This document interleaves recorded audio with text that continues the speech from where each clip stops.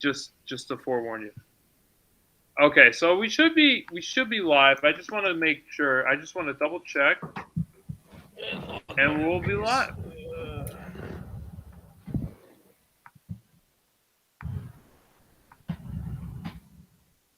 Okay.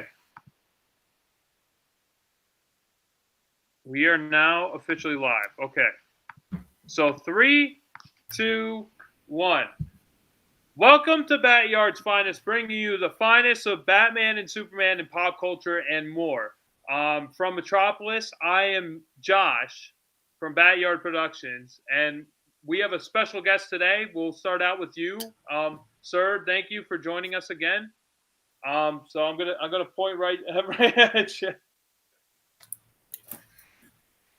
Hi, I'm Steven from Saturday Morning Superman Show, your podcast about Superman and animation across generations. Thanks, guys, for having me back on the show. Hey, no, thank you so much, Steven, for coming on. This is definitely a treat. You're the first person to come back on for the second time for a live YouTube podcast. So, thank you so much for coming on.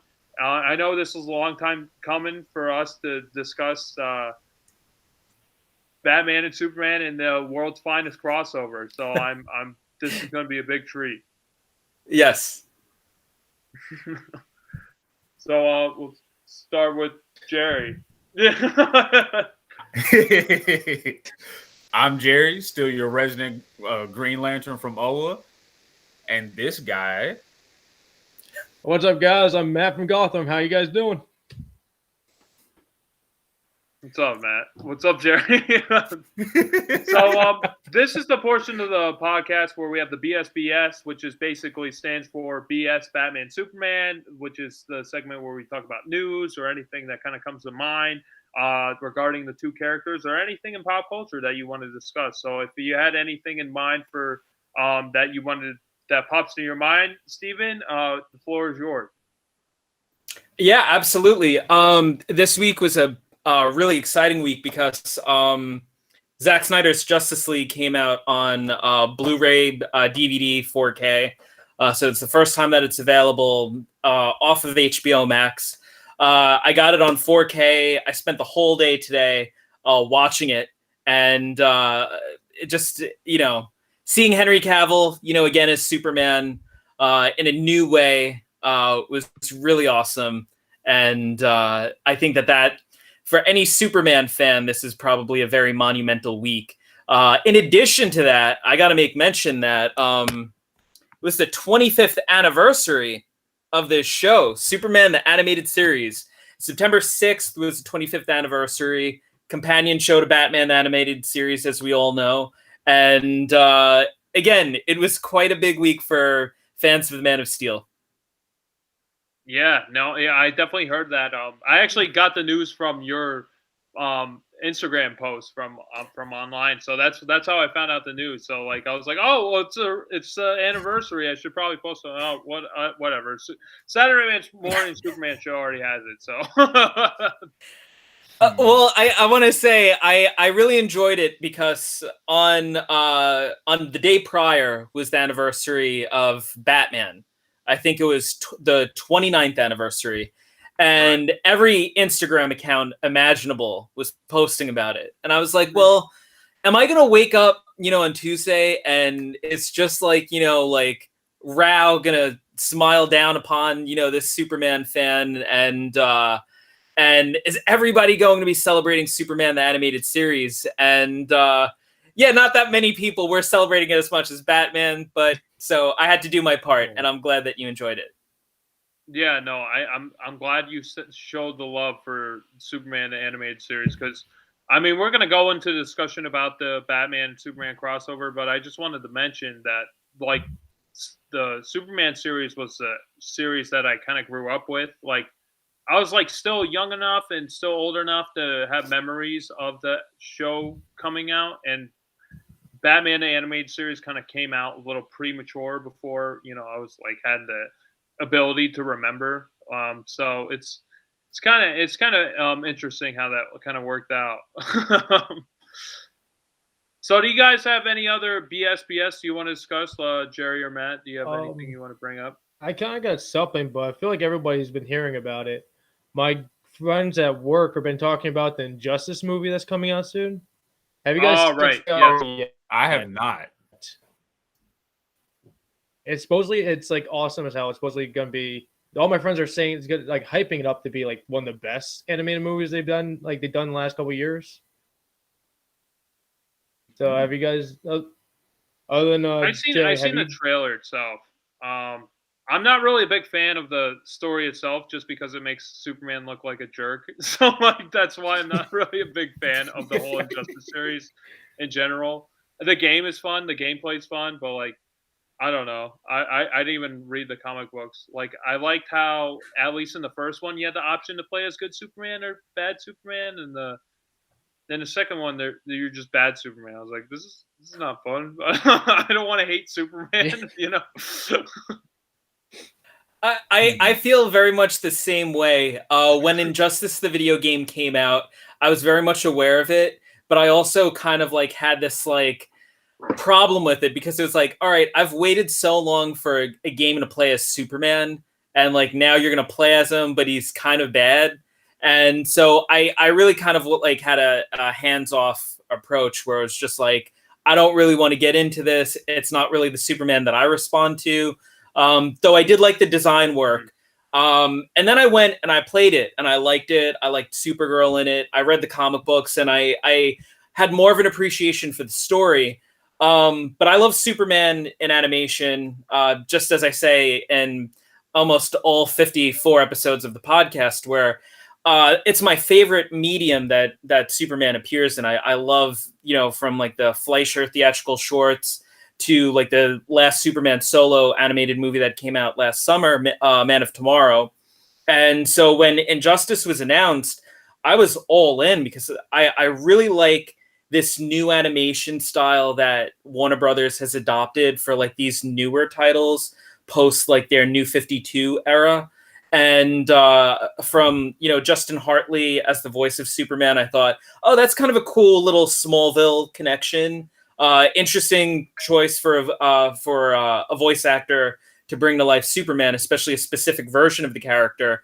And so when the first teaser like leaked, and I was like looking at like really like bootleg copies of it on Instagram, I was like, oh, this is going to be good. And then when the actual trailer came out, I was like on YouTube waiting for it to premiere, and I think it looks great. It's definitely allowed me more of an ability to again appreciate the character, specifically that version of Superman, in a way that I didn't prior to it. So I'm all for Injustice. Though I do agree. I like Superman in a more heroic way. I don't mind like a dark nightmare version of Superman, like even like what Zack Snyder had done. But I like Superman to be a hero. Yeah, I want Superman to be Superman. Nice. I completely agree. Jerry, what are your thoughts on the Injustice series?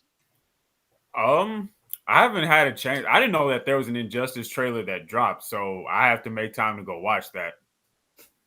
The whole Injustice story, I played the game. It was all right to me. I'm not a big fan of it, but that's just because, if I imagine somebody going evil and rogue, it would probably be Batman first over Superman. So I was like, okay. Yeah. If they would have done it, I would like to see Batman just beating people down, saying, where is he? And breaks their arm in 4 pieces. No, you're kind of right there. That'd be crazy to see Batman taking on the lead enemy role. And finally pull out a gun and just start shooting people in the head like Deadshot. Oh, jeez. That would have been a cool DLC if they added that version to it. Like maybe a chapter that to the first one or the second game. I think that would have been more interesting just for me to see. Just because, Superman is like, he's the all-American hero, He's the guy who lives next door. He's putting out fires. He's saving cats from trees. He's walking little old ladies across the street. And here you have him being a pessimistic asshole.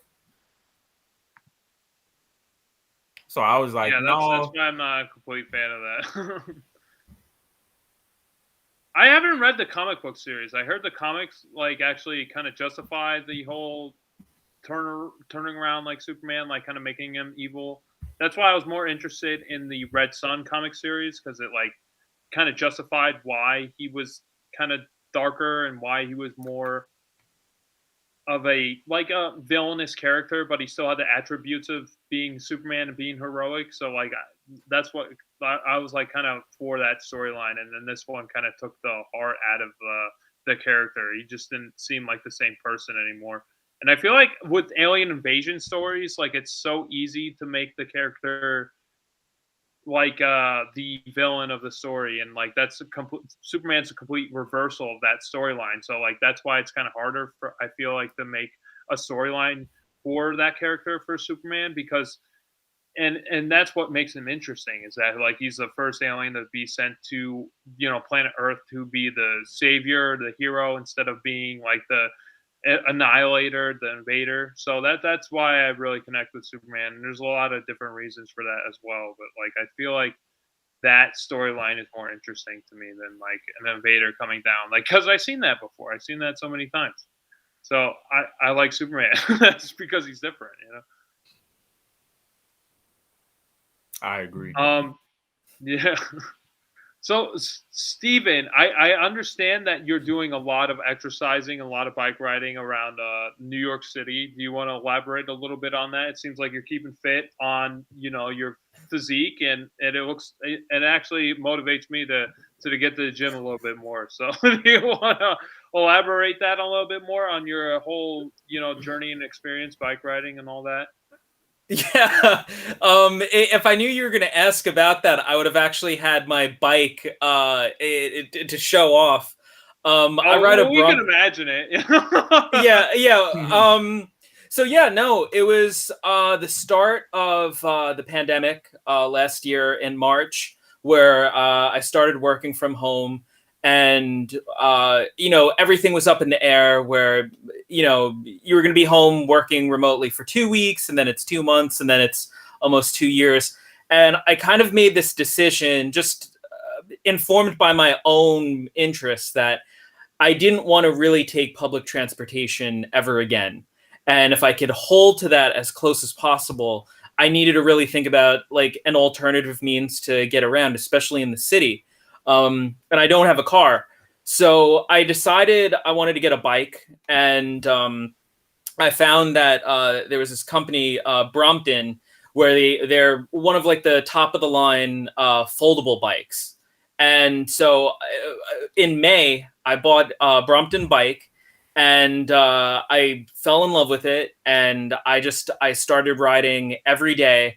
And mind you, like as a kid growing up, like I think we all had bikes and stuff and we enjoyed it. But I started to really like to get really invested in it, where I wanted to learn about, you know, the tires and the gears and the maintenance of it. And every single day I would like wake up in the morning and I would bike. And then, you know, after I'd be finished with work, you know, again, working remotely, I would be able to just kind of like run out of the apartment, you know, hop on the bike, and then, you know, just kind of ride around a little bit. And it became very meditative for me. And then more so recently this year, it was probably, I'd say May, June, probably more so June. I started to get like obsessed with the idea that I wanted to do like 20 miles a day. And then I wanted to do like close to 40 miles a day. And so I just kind of really got very obsessed and invested in this idea that like I'm going to set goals for myself and I'm going to build towards that. And so basically this whole summer, almost daily, I like to wake up at 5 a.m. and I just hop out of bed. I wash my face, throw my stuff together, and just go out for a bike ride or a run. And then later in the day, I'll go out for another one. And normally I do probably about 20 miles a day. Sometimes it's a little under based on if I'm doing something else. I have my next goal in my head is like I want to get as like strong as like Superman, and I'm not that tall, so it's like, you know, I'm not gonna look like Cavill or anything, but that's kind of like, you know, it's like other goals that I have in mind. But I love biking so much. Aside from like me basically saying, well, it's good for the environment, and doing like a Superman radio show, like, you know, like have your Kellogg cereal and pep or whatever. I love biking so much. yeah. I love biking so much, and I've encouraged basically so many of my friends to think about getting a bike if they don't have it, and quite a few of them have actually in turn invested in them. And I wear a Fitbit every day, so I get very obsessed with like hitting goals and doing challenges on a weekly and daily basis with my friends. And we're always like really pushing each other to do better than the previous week's goals. But then also we're very competitive where we all want to win. And so I've just been really very motivated by a lot of good people, a lot of good friends. And I'm probably, I'd say like heart health wise, the healthiest that I've ever been. I feel great. And I feel happy, and especially with like everything going on now, I've been very fortunate, and I'm really grateful for that. That's no joke. I mean, you must That's be a riding lot. the whole like island That is. of Manhattan right there. You might see Superman while you're out there.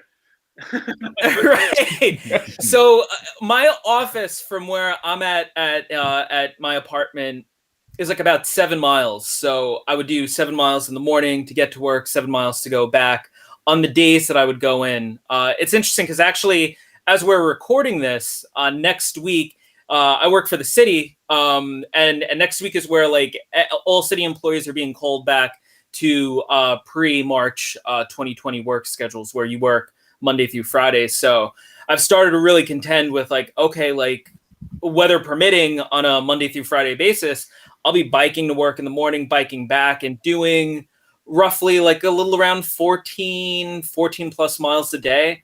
So I feel like the 20 miles really was great prep. And again, it's so meditative for me that, I love it so much that, and I love designated bike paths completely. I don't want to ride in the city where I'm like, you know, neck and neck with like a bus and like a taxi cab. I've done it. I have to do it. But designated bike paths, Hudson Greenway, where you can just ride 20 miles going back and forth, and you don't have to stop at lights, and you don't have to contend with really pedestrians or anything. It's a beautiful thing, and it's a great way to enjoy like a summer day and just be outdoors.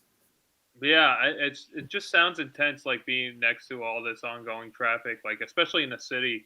Like I'm in the Hudson Valley and the like, you know, Capital Region area, and I'm like, you know, I'm only like just north of you, and I'm like so far removed to just being like by the city. So when you're like saying, oh, I'm gonna be in the regular work week, I'm like, oh, that's crazy. I've been in like a regular work week for a while, so. Can you elaborate a little bit on that for people who aren't in the city? Like, how is that like working out for you? Oh, in regards to can you just repeat that question again? For you said you're going back to like a regular work week, like 5 days a week. So like, what was it prior to that? Okay, well, I work 8 to 4 p.m. I work for the city, and it was interesting because going from where you work 8 to 4 Monday through Friday, where you go into the office, you know, you got to basically Clark Kent it up where you have to wear your dress shirt and your tie and everything. It's a lot to kind of like process where like you're pulled out of that immediately, and you have your work to do, and you have your projects, of course, with deadlines and everything, right, and the expectations to do them in, but really with complete autonomy where Monday through Friday, you're home. And so you have to do your check-in emails, and you have like your weekly meetings and stuff. But aside from that, it's like you could be working, and if you really so choose to, you could be like, all right, I'm just going to go outside, take a walk, go for a bike ride, you know, and there's more autonomy with the day that I really became very used to and adjusted to. And I'm somebody that's very regimented. Like, I like to wake up at a certain time, and I like to, be ready by a certain time, and I like to really hit things on the mark. So to go from that, where it's just kind of like, I felt like a kid again, where I was just like on summer vacation, where it's like, all right, I wake up and, I'm thankful to have a job and be getting paid and stuff like that. But to not really have that structure, it was weird. And to know that I'm going back next week, I know there's a lot of people that are upset about it, because it's definitely going to ruin that almost 2 years of working from home, which has been, really great in a lot of ways. But it's just like a new thing to get used to. And again, to kind of like re-navigate getting back to that, where it's like, okay, Monday through Friday, got to go into the physical office. I can't, wear like a Superman t-shirt, every single day as my work attire. It'll be different, but I am looking forward to it. And the key thing is I'm looking forward to really having a reason to do daily bike rides to hold me accountable. Yeah, no, that's neat to do like a daily commute to work like that. And you could do like what Henry Cavill was doing at the end of Justice League. Wasn't he riding his bike to work? Yeah. The first time that I got my bike and I actually biked through the city to get to my office building, I was thinking of that scene where it's like, oh yeah, like, he's on the bike, the tires blowing a little bit. And it was like, yeah, I feel like, the Hans Zimmer, what are you going to do when you're not saving the world should be playing somewhere. Just like somebody should be playing it really loud, and it's like a personal soundtrack. But yeah, he was that great callback. Put that in your headphone or something, like while you're riding. Yeah. The other thing I wanted to ask you before we get started on the main topics is what is it in store for the future of the Saturday morning Superman show, and what do we have to look forward to in future podcast episodes? Oh, there's a lot that I've been currently working on with Saturday Morning Superman show. I'm really glad that you asked. This whole month, for the month of September, every episode that we're doing this week is designated towards a different episode of Superman the Animated Series Season 1. And while Season 1 of our podcast covered all those initial 13 episodes, I'm going back and choosing some of my favorite ones and celebrating them for their 25th anniversary. With just like a new set of eyes and like just offering a new exploration of some of the episodes. So between the podcast and the social media pages, people can expect to see a lot of Superman the Animated Series and really probably nothing else. There's a few Justice League, Zack Snyder Justice League things that I want to share, just pieces that I've added to my collection because I love collecting Superman. And then going forward, we're actually recording season 3. We're nearly done with that. And I think it's our best podcast season yet, because we're going to be exploring the 1988 Ruby Spears Superman animated series. This was the third animated series in the history of Superman in animation. It was very much inspired by the Christopher Reeve, Richard Donner film. It was the only animated series to incorporate the John Williams theme. And it was one of the first shows to incorporate villains in addition to Lex Luthor. You have characters like Zod, Ursa, Feora, Prankster make appearances in it, which is really kind of cool. And it's also an area in Superman fandom across Superman fan sites and blogs and Instagram pages and social media and podcasting that's so rarely covered. Everybody talks about the animated series. Everybody talks about the shows and stuff like that. But the Ruby Spears, the animated series, is often forgotten. And I don't really know why, because it was a really well-done 80s show. Like, if you loved He-Man, if you loved all of those 80s cartoons, G.I. Joe comes to mind. The Superman show is just such a product of the late 80s, and it really works so well. So we're almost done recording season 3. So while we're finishing up, we're also editing it, and I've been listening to a lot of the episodes that we've already done, which sound really great. We're doing something a little bit differently with the sound that hopefully people that have been listening to the show will appreciate. And that I have in mind for a late 2021 premiere. It's possible that we might premiere it sometime early in 2022. So we're still trying to figure out how we want to schedule it. But probably the biggest episode that we have, which is dropping this very Saturday at 9 a.m. across our podcast platforms, is Tim Daly is a guest on the show. And wow. It's somebody that I've been really excited to have on the show. He's somebody that from back when I started coming up with an idea for doing a show that was primarily devoted towards Superman, the animated series, it was always kind of like, I mean, how great would it be to have Tim Daly? And I had the opportunity to speak to him, and it's a lot of fun. It's something that I've been sitting on for a little while, and it's finally going to air this Saturday, and I'm excited for people to listen to. For people that have been listening to the show, I want them to hear it, and for people that have no interest at all, but if you like Superman even remotely, tune into this week, and hopefully you'll enjoy it. Oh, definitely listen to that. That's awesome. How did that like? I'm How did you that even manage that? Like, was it like a whole podcast episode, or was it like a short segment? Like, how long's that? How long's that episode? No, it's the interview with him's about. I was actually just looking at it earlier today. It's about 10 minutes. It's like it's about a good 10-minute interview, and we talk a little bit about his memories of recording, about what his interest would be, and if he gets the opportunity to revisit Superman, be it an animation or a video game, what he would want to see done with the character. And we talk a little bit about The Daily Show, his YouTube series that he did with Sam Daly. Yeah, I watched a few of those. Those were great. They're so weird and kooky. We talk a little bit about that because he has Superman jokes that run throughout the whole series, and even well before Kevin Conroy guested in their own like Batman versus Superman themed episode. It's such a wonderfully quirky, weird kind of YouTube show, and they haven't done one in a while, but it's definitely worth checking out. Yeah, did you ask him about a little douche, or did you bring that up? I did. Nice. Don't reveal the whole podcast. I definitely want to listen to that. Yeah. So anyone out there, definitely listen to this episode of Tim Daly on the Saturday morning Superman show. I'm actually really looking forward to that. That would be really cool.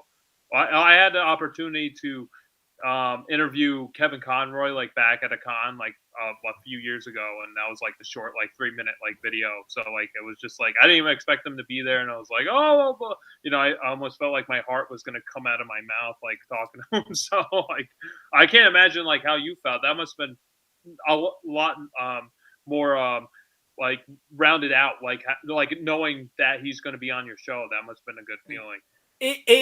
It was interesting because I posted a picture earlier in the week. I know you've seen it a few times of me and Tim Daly where I had met him, where he was in my neighborhood.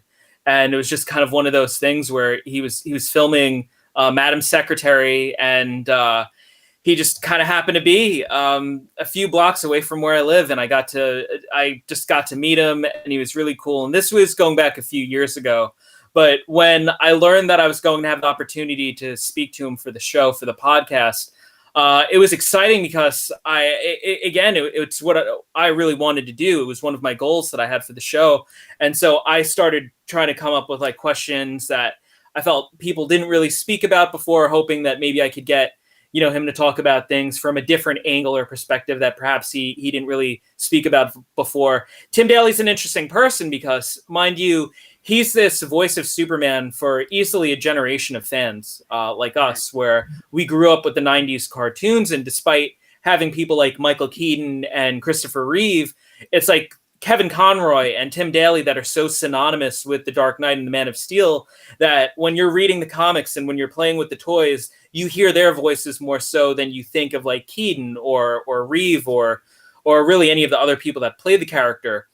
But yet, despite how popular Kevin Conroy is and how accessible to a great extent he is for the most part, Tim Daly really isn't. And it's not that he's like a standoffish guy, but he just really doesn't, talk about Superman all that much. And it's normally the other people that have played Superman that are normally a little bit more active in the community or active in regards to celebrating the character. So it was really exciting to approach it from that standpoint where, okay, this is somebody that, doesn't really do too many Superman themed interviews for no other reason than he really doesn't. Had everything prepared. And of course, landing in the moment where me and him were speaking to one another. I think I held myself pretty together, but also I felt like Jimmy Olsen with Superman, where I felt like I was fumbling over my words, and it was it reduces you to a 6-year-old kid all over again. You're like a kid in 1996, and like this is Superman that you're speaking to. Yeah, that must have been an awesome feeling. I'm definitely looking forward to that episode. I definitely want to check it out. That must have been a great. I'm glad. I think you'll all enjoy it if you listen to it. It's a good episode. Yeah, I just saw him on the Sopranos podcast. So I think he just did that recently, and I was like, oh, I just that nice, just seeing him in different pockets like a fandom.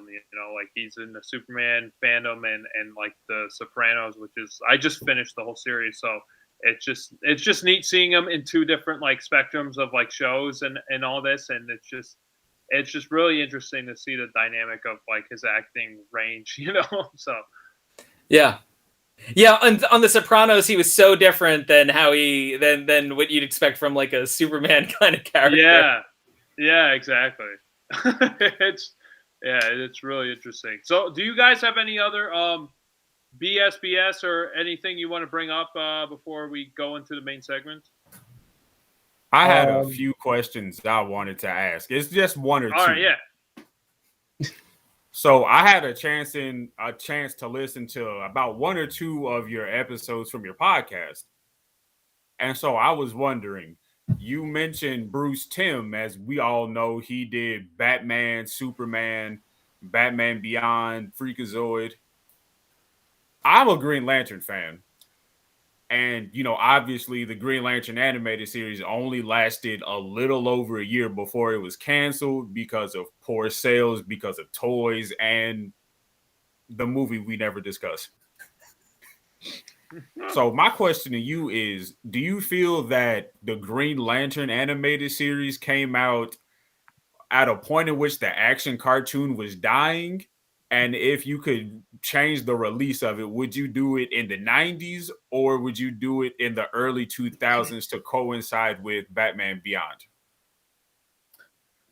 Yeah, I love Green Lantern the animated series so much. I think it's one of those, that's another area in DC animation where I kind of feel like it's almost forgotten in many ways. I think people forget that Bruce Timm, did character designs and had his hand in it. And this was just like Batman and Superman, Green Lantern, the animated series. And I think it's a combination of things, really. We've seen it with, G.I. Joe, not so much Transformers, but with a lot of the cartoons or the era of cartoons from, where you go from 80s to 90s, where you had Fox Kids, Kids WB, Jetix, UPN 9 and stuff, to then where you had some Cartoon Network, which of course Green Lantern was on. It was kind of it was just at the wrong time. It's in a lot of ways the same reasons that I feel that Superman Returns didn't really connect, where it was just it came out 1 year too late. I always felt Superman Returns should have come out before Batman Begins, because Batman Begins came out and changed the landscape of how we approach and how we think about superheroes. And then you have a complete reinvention of a character, to then a movie that's so steeped in the original film that people were kind of like, all right, but we don't really connect to those movies right now. We want something totally different. And I feel like it didn't work. I love the movie, but I feel like it didn't work for a lot of people because it wasn't the film that they needed at that moment. I feel Man of Steel probably actually would have done maybe even better if that came out in place at that moment. And if it's the same for Green Lantern, I think it came out at a point in time where kids were shifting away from that cartoon mentality where you watch a cartoon and you get attached to the characters. There wasn't really a big presence with the action figures because the movie had come out prior. It failed. The toy line just collapsed. And there was a wide toy line for the Green Lantern movie as well that really kind of affected, the Green Lantern animated series figures and toys that you would normally see accompany a show. And for those two reasons, I think it was almost doomed from the start, which is unfortunate because it was a great representation of the mythology. The stuff that they do with the Red Lanterns is insane. And a lot of my formal education in the Green Lantern mythology outside of the Green Lanterns and the Guardians, where you're dealing with Yellow Lanterns, Star Sapphires, Red Lanterns, and the whole spectrum, came from the show. And so almost everything that I know from Green Lantern comes from that series, which I think is incredible. And it's unfortunate because it really deserved to go on longer than it did. It deserved more acclaim than it initially got. And it's unfortunate that so many times something could be really well done, but if it's coming out at the wrong moment, or where fans kind of feel burned by a movie or another pre-existing form of the character, they just don't, bite into it. It's kind of like, not to go off on a tangent, but it's almost like the Terminator thing. I think Josh knows I love Arnold. I'm a big Schwarzenegger guy.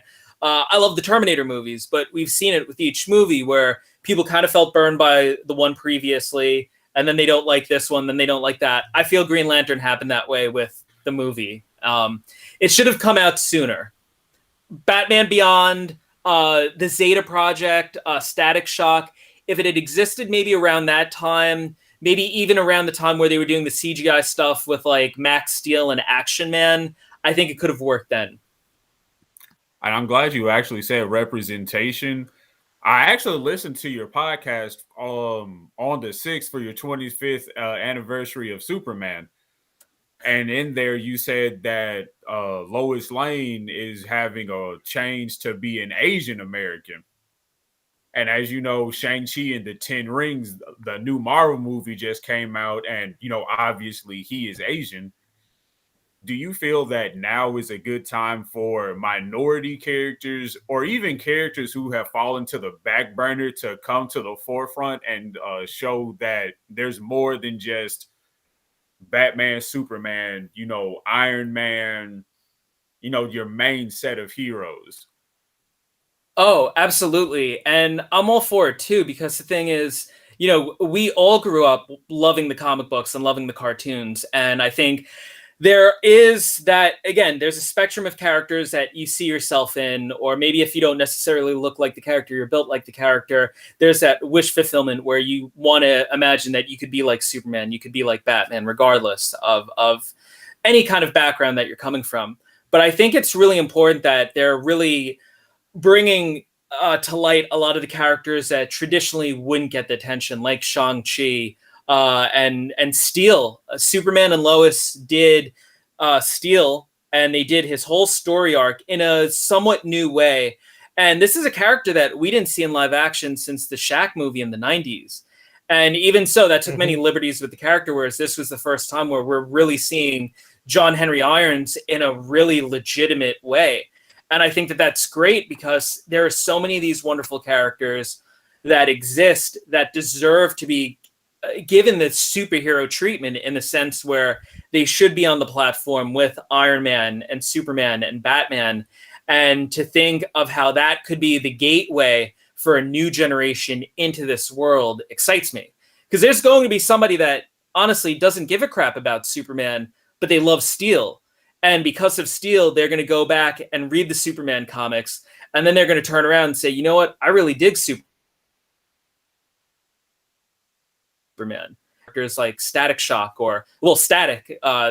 Static Shock, I call him, his name was Static. But I think there's a whole great opportunity to be had with giving these characters the time of day, be it within cartoon animation, film, or within comic books. I think it's wonderful. And yeah, I'm glad that you mentioned the new adventure, My Adventures with Superman, because that's going to be the first solo Superman series since the animated series in the 90s, and first Asian American Lois Lane.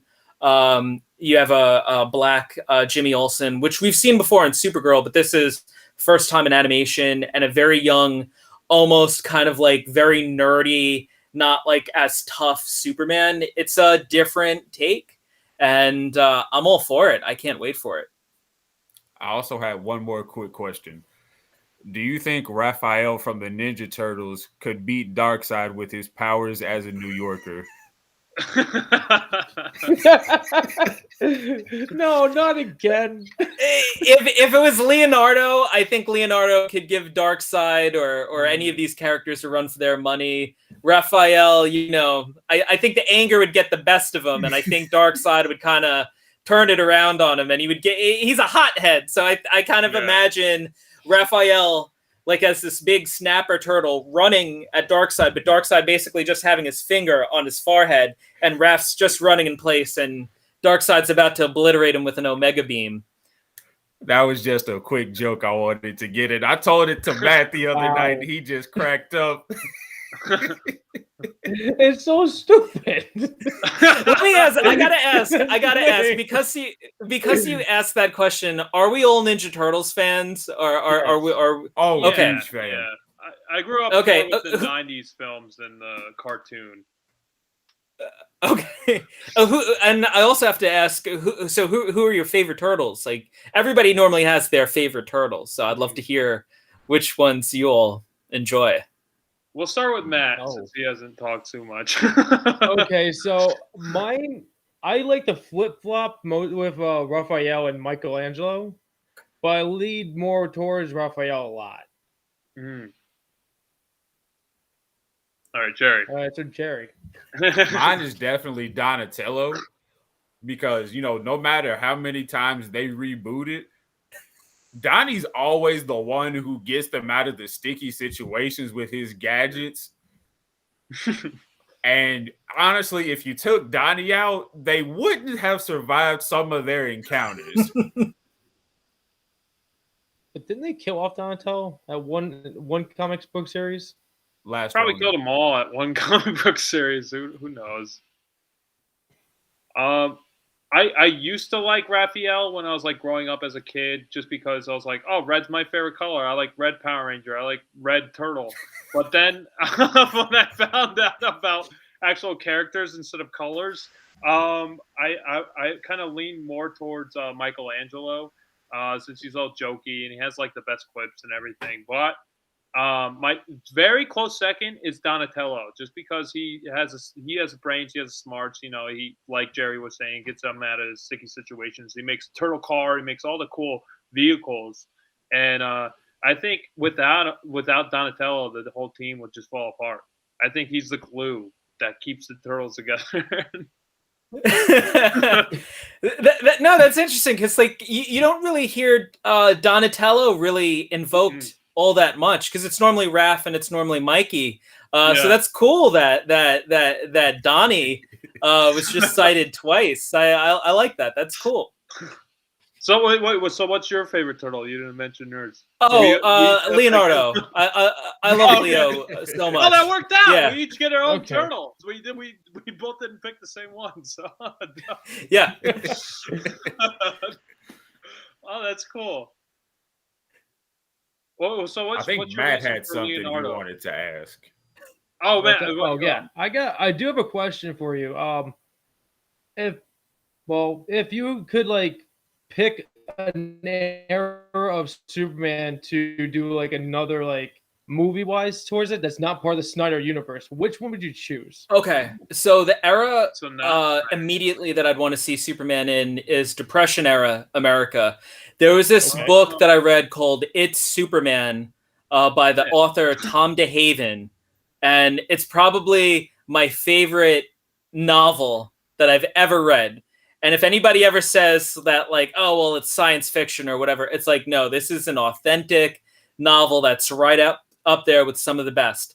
And it presents Superman in Depression-era America in a really interesting way because he first starts out as, like, a strong man, and that's how he has the costume. And he does things, and in the early run of action, that you don't, before like a lot of like the things were really fine-tuned. Because like, again, the radio show and the Fleischer theatrical shorts added a lot to the character that, people kind of don't realize weren't in the comic books, like Kryptonite, and stuff like that. Like that was a thing of the radio show. And I think it would be such an interesting thing to see Superman exist in that era. Like, you think of Depression era New York City. I think, what would Superman stand for? How would he exist? How would he be welcomed? How would he be seen? How would he be celebrated? How would he be a champion of the oppressed? And I then think back to Action 1, where he was taking on wife beaters and stuff. And I think you can have a very impactful, almost street level, blue collar version of Superman that you tend to not really get so much when he's dealing with fourth world villains and dark side and very abstract villainy or adventures. And I feel like if you were to strip it all back and kind of give him a very grounded take, you could have something very gritty and very powerful and very strong, but also something that completely stands true to the whole narrative of him being a champion of the oppressed, truth, justice, American way, and all of that in a very interesting way that we never have really seen before. That was a great question, Matt. Yeah. Thank you. I completely agree with you. I would love to see Superman strip down to basics, like you're saying. Well, you said this was... Go ahead, man. I was going to ask, thank you. I was wondering if this is like a novel, so this is actually a book, like a standalone book? Okay, it is, yeah. I got it quite a few years ago. It was like in a Barnes & Noble where it was on a spinner rack. And I got the paperback edition of it. And it's called It's Superman. The author is Tom DeHaven, Dehaven. And I believe it was published in 2005, right around the time of Batman Begins. But, if you check the reviews and the accolades that it got, it's really quite amazing. And it's a full-on novel. And I would actually say, aside from Tim Daly, Cavill, who I love, if I were to say what was my favorite version of Superman that I felt the most connected to, that sticks with me to this day, that I still actively think about, it's that version of Superman. There are passages that, I wouldn't necessarily be able to quote, but that stick with me and that I just identify with and left such an impact. And so whenever I'm talking to Superman fans or even casual fans of Superman, I always say, if you can track down this book, pick it up. It's a fast read, and you'll be glad that you did. It'll make you think about Lois Lane and Jimmy Olsen and Clark Kent and Superman in a completely different way. I'm actually kind of interested in this one. I may have to pick it up or find it on Audible. Yeah, remember. Please send us the name of that in our Instagram. Yeah. Yes. Yeah. And if you read it and if you find it, please let me know. I'd love to know that you found a copy or you found it on Audible and that you were able to give it a read. It's great. It's even well worth taking a look. Just like a Google search for to kind of see the cover. There were two different covers. The hardcover edition had more of a Fleischer-esque version of Superman where he's like flying in the air and you don't really see any details. And then the paperback edition had more of they used a painting of Superman. I forget the painter who did it. And it's very George Reeves, Superman in that kind of cut and mold. And he looks like just a strong man. And it looks so cool where it's Superman ! And it's just really something to really spend some time with. Okay. And I got one more question for you. This is just a goofy one. With your bike riding, you know how people use the GPS to mark where they're going? How often do you even use that? Like, okay. No wondering. Like, see how like where you went in the city? I'm obsessed with. I'm somebody that loves data, and I love knowing maps and distance and heart rates and all of that stuff that you probably don't even really ever need. People make you feel like you need to know like what your resting heart rate is at night, and it's kind of like look, if I wake up in the morning, like I had a good night's sleep or whatever. It's like there are certain things that you probably don't need to know. But I track everything, And I was initially using a GPS app to map my bike rides because I just wanted to see like distance that I was going, especially in relation to Manhattan. One of the ideas that I wanted to do the whole Manhattan Island. I wanted to do the whole thing, which is like just a little over, I think it's just like a little over 30 miles. It's actually not, I mean, that to me isn't really that much. I can imagine to some people that might seem like a great amount, but in relation, it's not really all that much, surprisingly, because it's actually a very pleasant bike ride. But when I got the Fitbit back in June, it's great because it maps everything automatically once you're doing something. And so now, almost without even thinking about it, when I'm on my bike or if I'm going for a walk even, I have everything mapped. It's very obsessive and it's very dorky, but also it's something that I think about. Like, if anybody's ever like, well, Steven, we got to pull you in because you look like somebody or whatever. It's like, well, I have a map. I was here. I was doing this. So, I mean, I don't think I'll ever have trouble ever, but in case I would have trouble, I have a lot of maps that are showing exactly where I was at exact times. So this leads to my next question. So how often do you do, like, let's have a fun day and try to draw something with this map? Yeah, I was going to bring that up. Okay. I'm glad you asked that because the thing is, I can honestly say I never drew anything with my maps. Like, I've seen people that do this stuff, and I don't even, I don't feel like, I feel like you need a college degree in something to understand how to even do that. I don't know how to do that. I'm not that smart to figure out how to draw like a butterfly or Godzilla, you know, in a map. Like, I have no idea how people do that. But 2020, when Star Trek Picard premiered, I'm a big Star Trek guy. Okay. The MTA had a thing where if you were to go to specific MTA locations, you can pick up a special Star Trek Picard themed Metro card.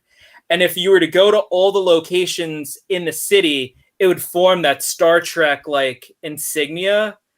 And I thought heavily about doing it. It wouldn't have been mapped, but if I were to take the train and do it, I would have essentially have formed the Star Trek insignia in my travels. And I never did it. I sort of regret not doing it now because I wonder, you know, I just bike. I might have to do it. I might have to do it for Batyard's finest. When I guest on that'll be the thing that determines if I'm welcome back. It's like, look, did you do it? And it's like, no, I didn't do it yet. All right, well, when you do it, then you come back on the show. Yeah, that's how we're gonna hold it by you now. Yeah, I was gonna mention. It was funny that Matt mentioned the drawing. I was gonna say, oh, you got to do a Superman sign or something. I don't think that would be too complex. You know, like a diamond or something. You know, I feel like it would be a lot of like where you have to start on like the upper west side and up, and then cross over to the upper east side, but then you have to kind of go down. Yeah. I'll have to wrap my head around bike lanes and think about how I can do it. I think there are ways where you can program a specific route into it, and so then it'll guide you to show you how you would do it. If I'm really not, if I really feel like doing it, maybe I will. I feel like now that you put that idea in my head, I kind of have to at some point. I'm not trying to force you, but if you want to, definitely show us the picture. Yeah. Look, for anybody that's familiar with the Brooklyn Bridge, it's probably one of the worst bridges to cross on foot or on bike in the city. It's a terrible bridge. It's chock full of people, tourists. It's a terrible bridge. I hate it. Somebody out there probably is going to listen to this and they're so super into Brooklyn that they're going to be like, you know what? Screw this guy. Cancel him already. I'm not listening to the podcast ever again because I said something stupid. I'm sorry. But I don't like the Brooklyn Bridge. But I biked it twice in one day on my lunch break in a matter of 37 minutes to pick up a He-Man action figure that was in the Target in Brooklyn in the J Street Metro Tech area. And it was kind of like it was this He-Man figure that I was looking for, and I was like, screw it, I'm gonna do it. Biked over the bridge, picked up the figure, biked right back, did it twice in under 40 minutes. Would never do it again. So if I'm crazy enough to do something like that for a figure, I could probably wrap my head around something a little bit more enjoyable and form the Superman insignia, or maybe I'll spell out like Batyard's finest. You know? That'd be too much work. Yeah, I think you could just do the S or something. But I won't stop you if you want to do that.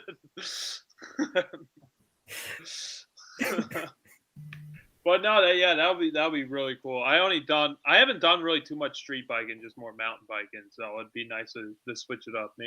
Maybe I'll race you or something. I'll definitely lose, but I'm always up for biking anywhere that I can get to in as safe a way as possible.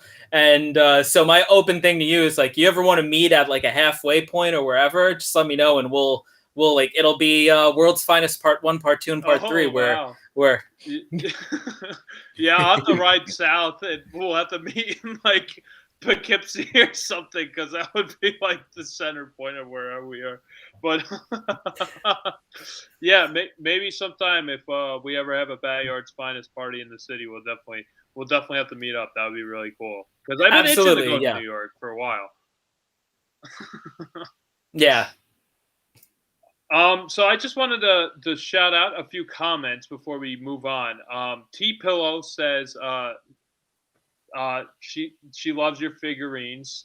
It looks like you got a huge collection behind you. It's probably only a fraction of what you have, but that's pretty cool. Yeah, I have my Superman animated series shelf here, Supergirl, then all the New 52 stuff down there, and then over here is all like the Henry Cavill themed stuff, and then if I tilt the camera up, you'll see I have like the premium formats. Oh my god! The bustings that are kind of hard to find. There's one back here. This is like a very hard to find Superman animated series statue that the Warner Brothers Studio store had. Which I mean, like, people to this day still will DM me and ask me if I could sell it, and I'm like, I'm sorry. I just like it's a rare piece. I love having it, and then there are other basically Superman things all around. Wow, that almost puts my collection to shame. I have a somewhat moderate collection of Superman stuff, but yeah, I don't have any of the figurines. I do have to get a statue or something. That is really cool. Yeah, I mean, like you can't go wrong when you have like a little like one of those like little bus banks, like a little, the Diamond Select stuff was super cool. They did an extensive line for Batman, the animated series. They basically did every single character imaginable. And when they turned their attention to Superman, I was super excited, no pun intended, because I just wanted to see how they would translate those characters into, that kind of into that shape and style. And they did quite a few. They did Clark Kent, Superman, Supergirl, Lex, Brainiac, and Darkseid. I wish they did more like a Lois or a Livewire or a Metallo. They didn't. They stopped the line at Darkseid, but it was a great line while it lasted. Yeah, I'm surprised they haven't. Like, I could definitely see them doing like Lois and even Bizarro. I'm surprised they haven't put that in. Yeah, line. Well, I mean, it's kind of like accessible right now. Like McFarlane started doing the Superman figures. Oh yeah. For their whole DC multiverse line. It's kind of hard to see a little bit like of it here, but they did the blue suit and the black suit, and they've done the animated series. They did Superman and Batman right out in Wave 1. And I think McFarlane's doing a really great job with their DC, with the way they've been handling that. So my hope is that Superman, the animated series, at some point, we'll see a bit of a revival in the action figure department where you get those figures and other additional characters. Well, that's super cool. Nice. We also have another comment from T. Hawkins saying, Steven the Superman. So we just wanted to let you know that you're the Superman. I think that's somebody that we all know. Trevor. He's a great Funky Philosophy Fridays on Instagram. Yeah, he has great artwork. Fantastic artwork. If you're not following his page on Instagram, you definitely should. He has all these art pieces like Superman, Batman, Scooby-Doo, a bunch of other stuff too. So guys should definitely check his stuff out. It's really, really cool. And he's been a great supporter of the podcast since the very beginning. And so when I was going to do the interview with Tim Daly, I had actually made mention to him. He was really the only person that I told, and I wanted to say, I'm going to be doing this interview. And he was like, "Look, if I could ask you one thing, can you maybe ask him one question for me?" And so I was like, "All right, given the time permitting, if I can, I will." And so if he listens to the podcast on Saturday, my shameless plug, he might be happy that I do reference a question plug that it away, he... plug it away throughout the episode. Definitely people need to know about this. So T. Hawkins has shown his tag, so you can find it, Funky Philosophy Fridays. There's spaces there, so if you're looking, you can see it right there. So definitely follow his stuff. It's fantastic stuff. So T. Hawkins, we're definitely big fan of you. So thank you. So I think that we talked a lot for the BSBS segment. We just want, we had a lot of questions for you, so I'm glad you were there to answer it for us. I just wanted to get started on the radio show, the Superman radio show that premiered in 1946, Superman versus the Fiery Cross, if I'm not mistaken. And I was hoping that Matthew would give us a little rundown on the first 5 episodes of of Superman, the radio show. Okay, so right now, I technically went up to 4, so I'm going to be a little short on the 5. But this radio show takes place with the new family moves into a neighborhood. The last names of the Lee. The main family member that they focus on is Tommy. He's the son, and he meets up in the town. He meets up with Jimmy Olsen, and they go to a base. They end up playing baseball together, and they end up finding out that he has a really good baseball arm for being a pitcher, and they decide to add him to the team. And they were thinking about adding him as a second or maybe make him their first line pitcher. And the first base wow.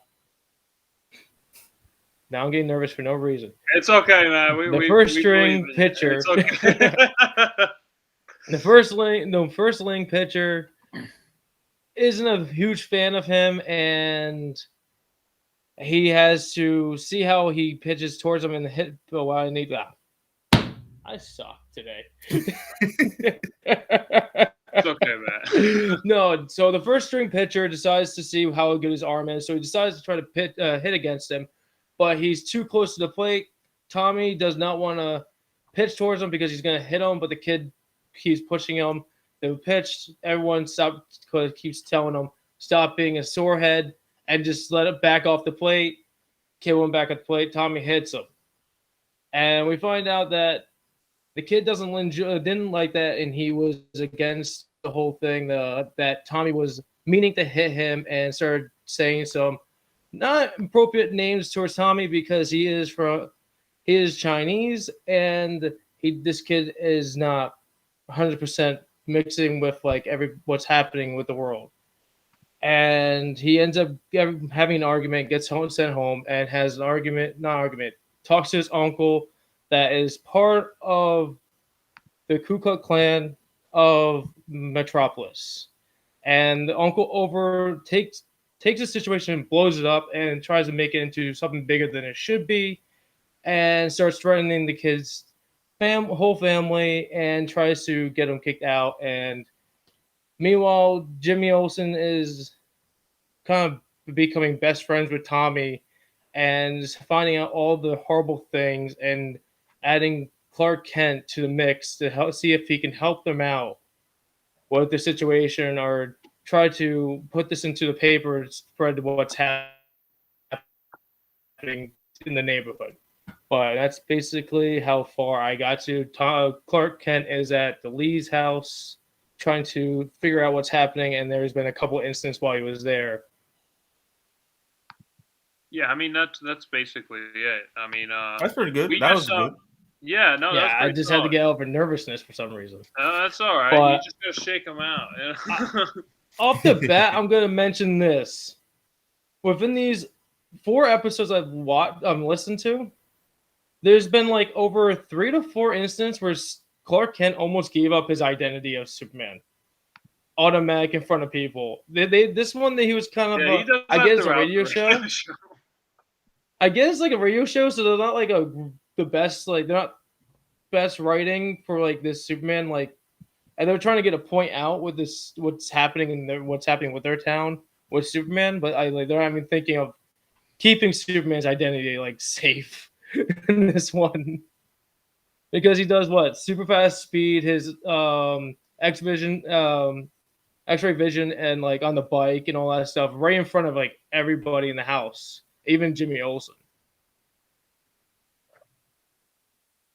Yeah, I mean, I wouldn't say it's bad writing. I think it's just more like a tongue-in-cheek era of Superman, where it's just like, oh, they almost caught me, but they didn't because I'm Superman. I think that's the whole charm of the radio show. It's just like, oh, they like, is his secret identity going to be revealed? I don't know. You got to find out in the next episode coming, to you next week. And like it's all that fast-paced dialogue, and I even the ads are fun, like they make out like they're your best friend, like oh yeah, I'm Dan McCullough and I have a cereal that you have to buy, and I'm it's just like this whole pitch, and I don't know, it's just like a lot simpler time, and I think you have to get that out that Superman is like his secret identities are already always on the verge of being like revealed to like even like Lois Lane and Jimmy Olsen and all that. So I think it's just like a tongue-in-cheek thing. I wouldn't say that's bad writing.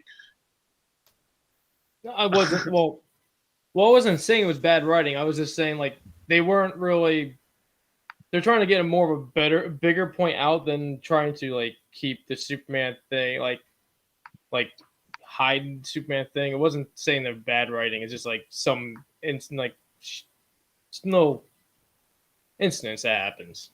Yeah, he almost reveals it multiple times throughout the radio show. I wasn't saying bad writing. I really enjoyed this radio show. Actually, I almost did what Jerry did and kept going, and I was like, "Wait, I don't know how far we're supposed to go." You could have kept going. I would have, it would have been fine because it's like all those cliffhangers. Like you want to keep constantly listening. So I understand it's you two, Jerry and Matt's first time listening to the radio show at all. So that's pretty interesting to have like your first taste of the whole radio show. Steven, I know you have more of like a familiarity with the radio show itself. So like, do you want to like just kind of mention like your kind of overall feel on the radio show itself? Oh, sure. Well, kind of touching on what I had mentioned earlier in our talk was that when the episode aired, it was in June 1946. So it was in 1946 when this given episode of the Superman radio serial aired. And so this is still very early on in Superman's time. He was only created in 1938. So from 38 to 46, there really wasn't all that much that was added to the mythology as we know it. And the way we look at the character now has been influenced so much because of the radio show and the serials and the theatrical shorts, mind you. Again, like with like the introduction of Kryptonite, Daily Planet, stuff like that. There was at one point in the radio show where they acknowledge his origin. It was very different. It was basically in the same solar system, and if I'm not mistaken, it was a planet that was behind the sun. I love the Superman radio show because I really respond to that particular time in Superman's history. I like the aside from like any technical critique of the show, because I just love that 40s sound where it's like the crackling, then the crispiness of the vocalizations, and I love the pep in Kellogg's ads where it's just like how you had made mention of it. I love those ads and those placements that ran through it. The presentation of the character was great, and you have to think about like the actor Bud Collyer, who voiced Superman. He also did Superman, for the Fleischer shorts. And so this, at the time, aside from probably Kirk Allen, was the Superman that people heard. And, you're thinking again about World War II era Superman and how this is the character that people are turning to every night, with their families, where this is their entertainment, but this is the thing that's going to inspire them and to just excite them. This is the voice of Superman. And I really think Bud Collyer is an amazing person who brought to life Superman at this particular time, because similar to what he had done with the presentation of the character in the 40s, the early 40s, Max and Dave Fleischer shorts, he was the person that differentiated between Clark Kent and Superman. And there's a difference in his voice that he does with Clark and with Superman. And it's a little bit more prominent, I think, in the Fleischer theatrical shorts, because I think it's probably a brain to eye ratio where it's like there's that visual representation of the character and that transition between Clark running into a closet. You see the silhouette of him changing and then flying out a window. Whereas the radio show, it's more it's absolutely more imagination based. But there were nuances to the character that he brought that ended up influencing the likes of Christopher Reeve, where Christopher Reeve wasn't necessarily the biggest fan of Superman, but the areas of Superman that he was familiar with were stuff like this, and with George Reeves. And then, of course, later on, where you look at the work of Tim Daly, there were all these different versions of the character that were absolutely influenced by the radio show. And the radio serial is just such an important part of the Superman, the establishment of this character, especially in Americana. It really introduced just take for granted. And I love the show from that standpoint. I could go on and speak totally about, again, the technical aspects of them doing it, but it's just a fun show for everybody to listen to. And also, I think what's kind of clever about making mention of the fact that we kind of like the Kellogg and Pepsi ads, but when this episode aired, it was initially where the Anti-Defamation League and a lot of their findings that they had done with their journalists that were embedded in the KKK, that they felt okay, people that isn't really being taken seriously, or people aren't really addressing, and they need to. And they presented this idea to the Superman radio show, where they were like, here's the idea. You guys should do a show on this, because people need to know about the danger that the KKK posed to America and the ideology of how poisonous it is to really being truly American and supportive and carrying one another and being embracing of different colors, and uplifting that aspect of the country, as opposed to where it's one race, one color, and that kind of, idiocy that the KKK, of course, believes in. And when the KKK found out about this, they didn't really know what the Superman radio show was going to do. I think there's some schools of thought based on people that have researched this, where they thought the KKK might have actually thought, oh, they're doing a show about us. This is great. And then when they heard the show, they were like, oh my gosh, this is awful. And they wanted to boycott the program. They wanted to boycott Kellogg's, because it was just how dare you do this? And it ended up being the highest rated, I think it was one of the highest rated radio broadcasts of the Superman serial. And just, I think in that time in radio history, it was widely received and respected and admired. And going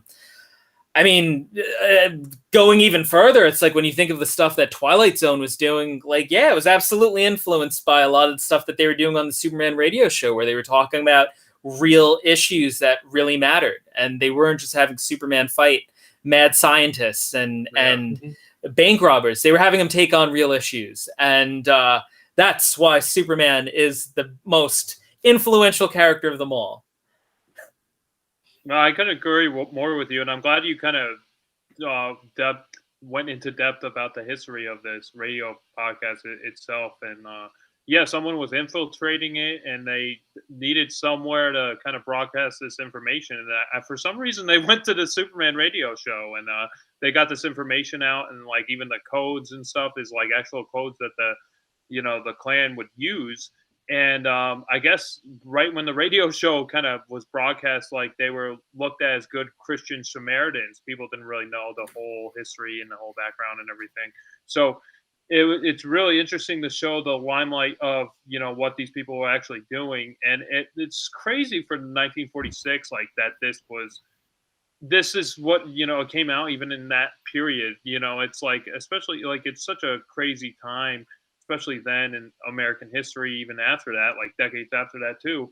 And it's really interesting how they use this radio show to really broadcast exactly what these people were about and kind of show that in the limelight. And this, I think, numbers of the Klan like dropped significantly after the show came out, and it's crazy how effective it really was.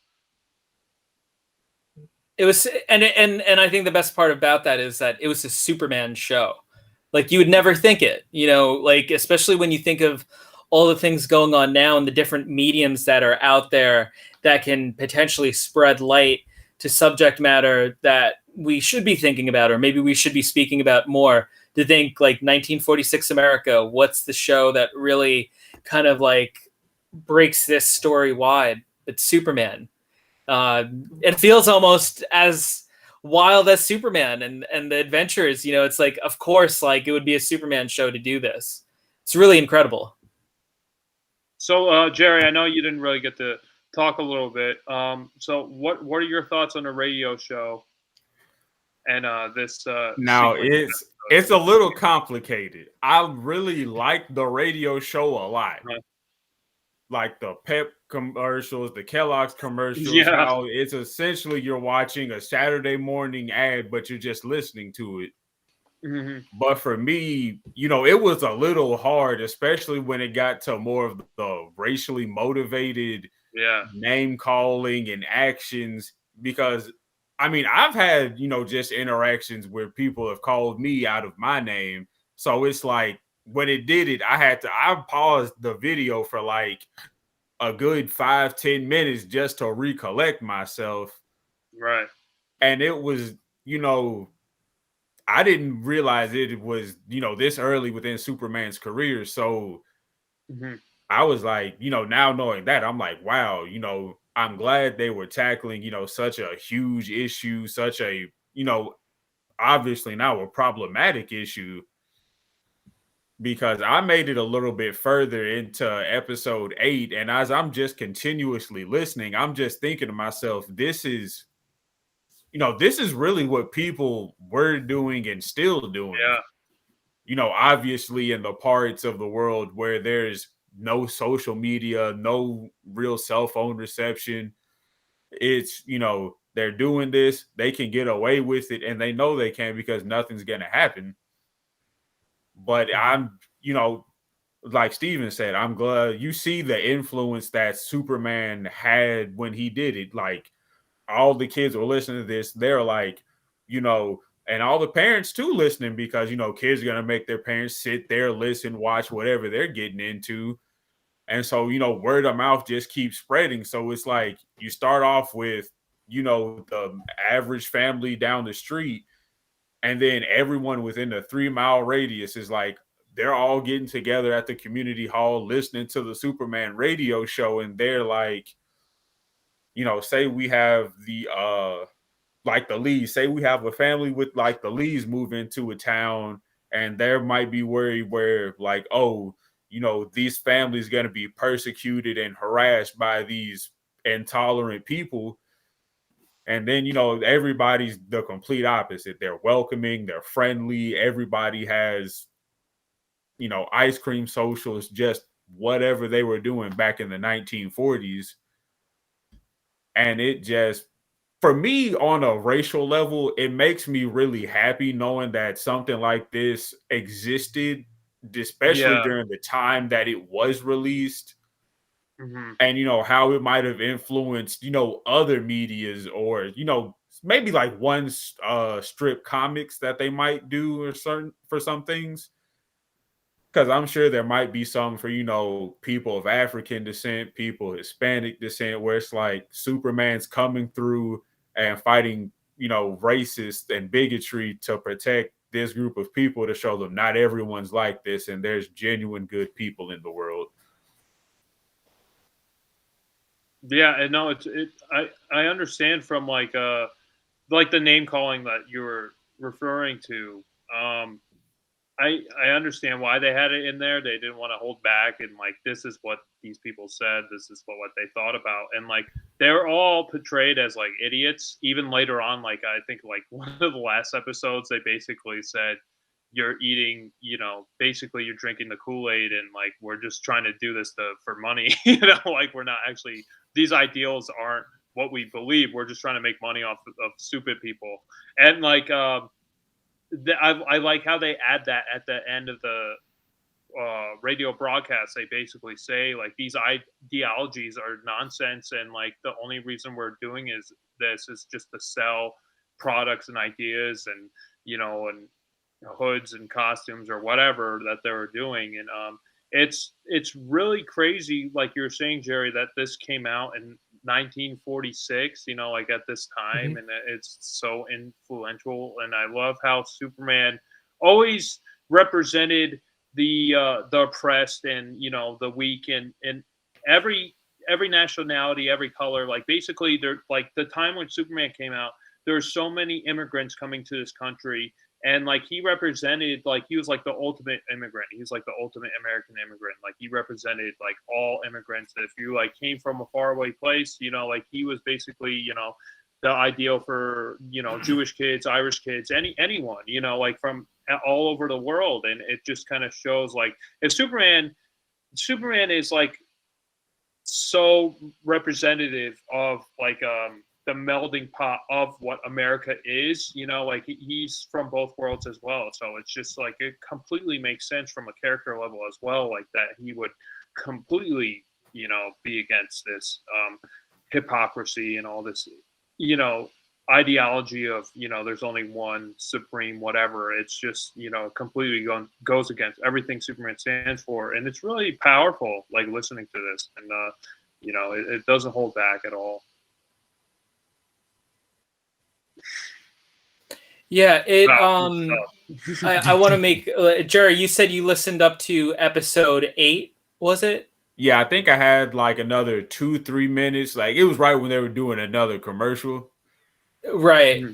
Yeah, no, because I want to add on to that I feel that, as you progress through this particular story, it does get very heavy and very, very intense with the words that are used, with the actions that are being depicted from what the Klan's doing. And I think it's really interesting to think about it in regards to that, with kind of like with both of you were saying, where it's just, you imagine people listening to this in 1946, with their families or by themselves, like listening to this and hearing Superman stand for something and be basically representative of like the most idealistic person that you can be, to try and be the best person that you can be. And I kind of like thinking about that, even people that were maybe had the wrong ideas or the wrong thoughts in a societal sense, if they heard this episode and it was like this sobering moment where it's just like, oh shoot, like Superman doesn't think this way. Maybe I need to think more like Superman. And then they just completely, changed their behaviors or their approaches to certain things. It's very heavy subject matter. And I mean, it's sad because like, we're still dealing with this today. I mean, like in regards to the graphic novel by Luen Yang, it's adapting the material, setting it in modern day. And it's just kind of like, oh, this is an adaptation of the 1946 thing. And it still is almost depressingly relevant, but the fact that Superman can be used in that way, and across generations, he means different things to different people. It's speaks to that character, to that mythology, and to the staying power of that. Trevor had mentioned like aspirational Superman, and I think it's interesting to think about how we do have a character like that has existed from 1938 to now, and how they've used the character to tell different stories like this, and the potential that somebody can hear a story like this and it might, challenge them to be better and to do better. Yeah, I couldn't have said that better myself. I agree with you completely, Stephen. Yeah, 100%. Well, thank you. Yeah, this thing doesn't hold back its punches, like what these people represented and what they were. It really doesn't hold back at all, and it really shows how bigoted and it's nice how it kind of shows the perspective of even Chuck Riggs' perspective. He thinks it's nonsense too, and he even grew up with his uncle Matt. Not this Matt Riggs. No, like, this Matt's like cool. The ideology, and he's even questioning it the whole time. Yeah.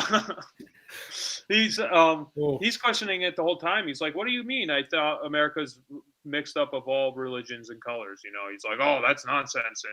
And it's just, it shows like how innocent the child characters are throughout the episode, and like if you think of it as from a pure sense of like the grain of where kids kind of have the ideologies and like they know what right and wrong is. It's just like they're taught the bigotry and all this stuff. Like even from the beginning, Chuck Riggs was always a good kid. He was just kind of like a little hot-headed, like Tommy Jarvis. It wasn't like he was racist or anything. Like Tommy Jarvis just kind of took his spot pitching, so he's like, kind of little, probably a little bothered by that. He's like, I was the top pitcher and now he's not now. Now I'm not. So like once he got beamed, he was hogging the plate, and then he tells his uncle, this is what happened. He's like, well, you should probably apologize to that kid. And then he realizes that, he's from a different race or, different country.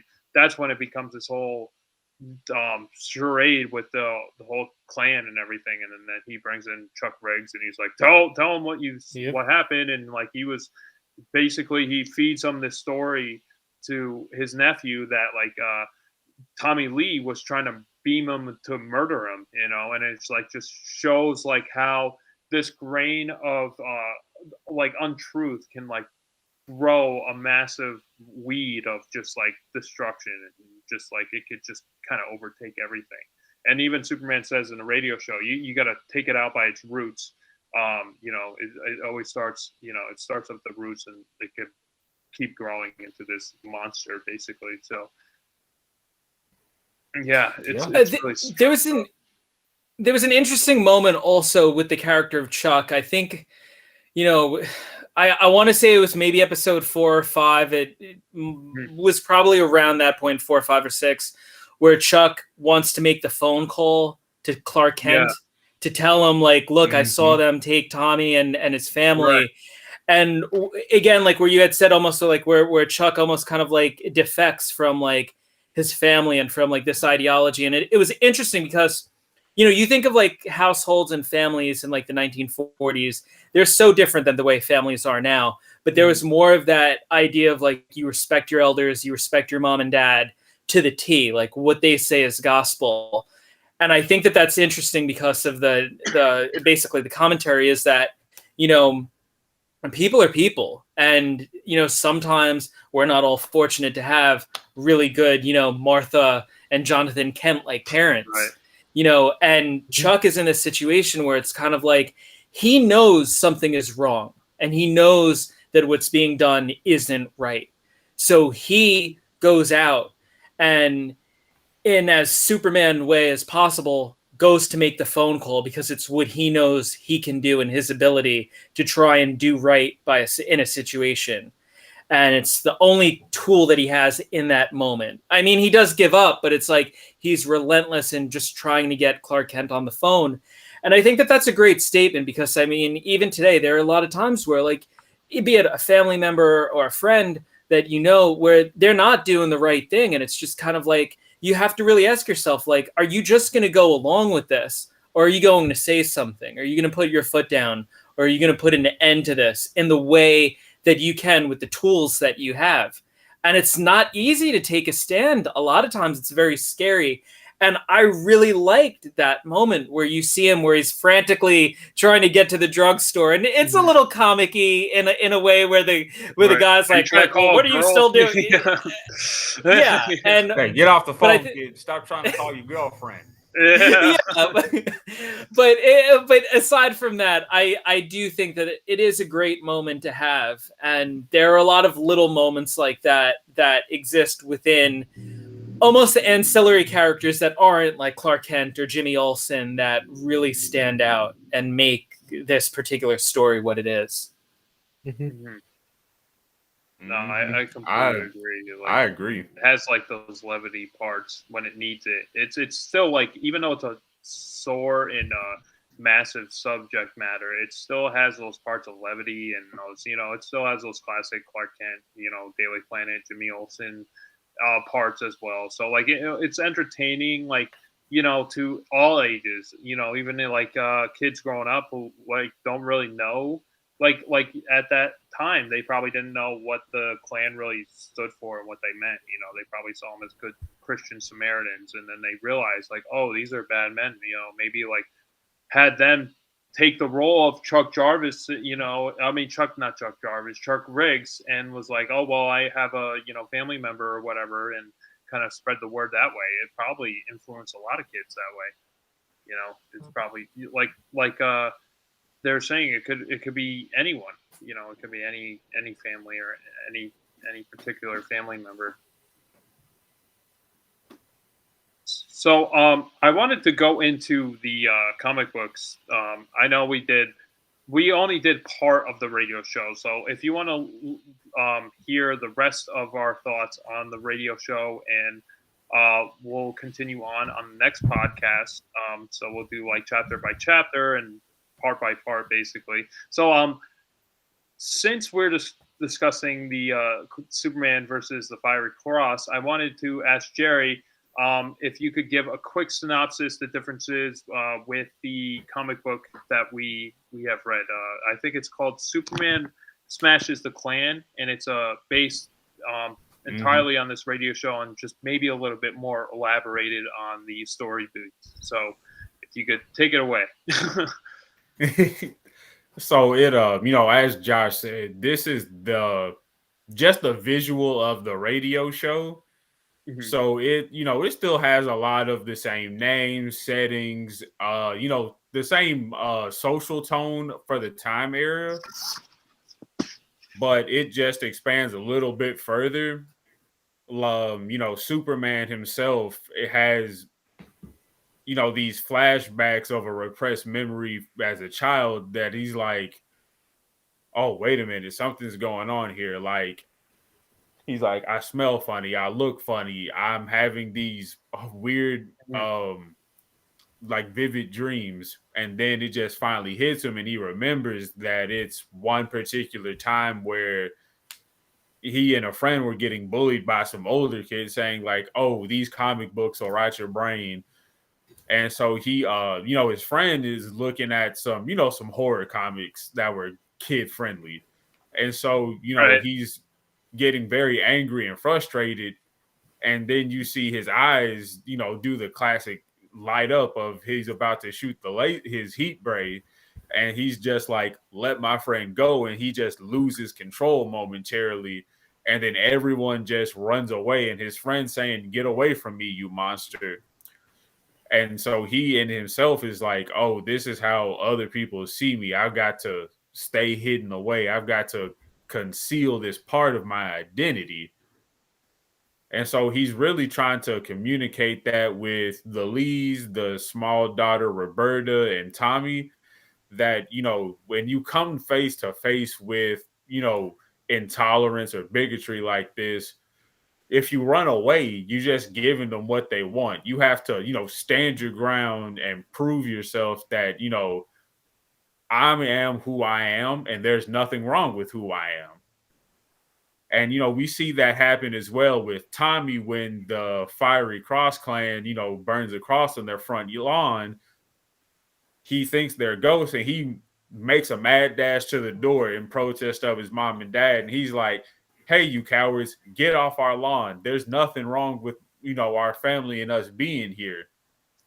And so, they cause a big ruckus, and then the inspector and some of, I believe it's his friends or fellow officers, they come to the scene and they're like, oh my God, they have a burning cross on their lawn. Their house is going to catch fire. Somebody get a hose, a bucket, call the fire department.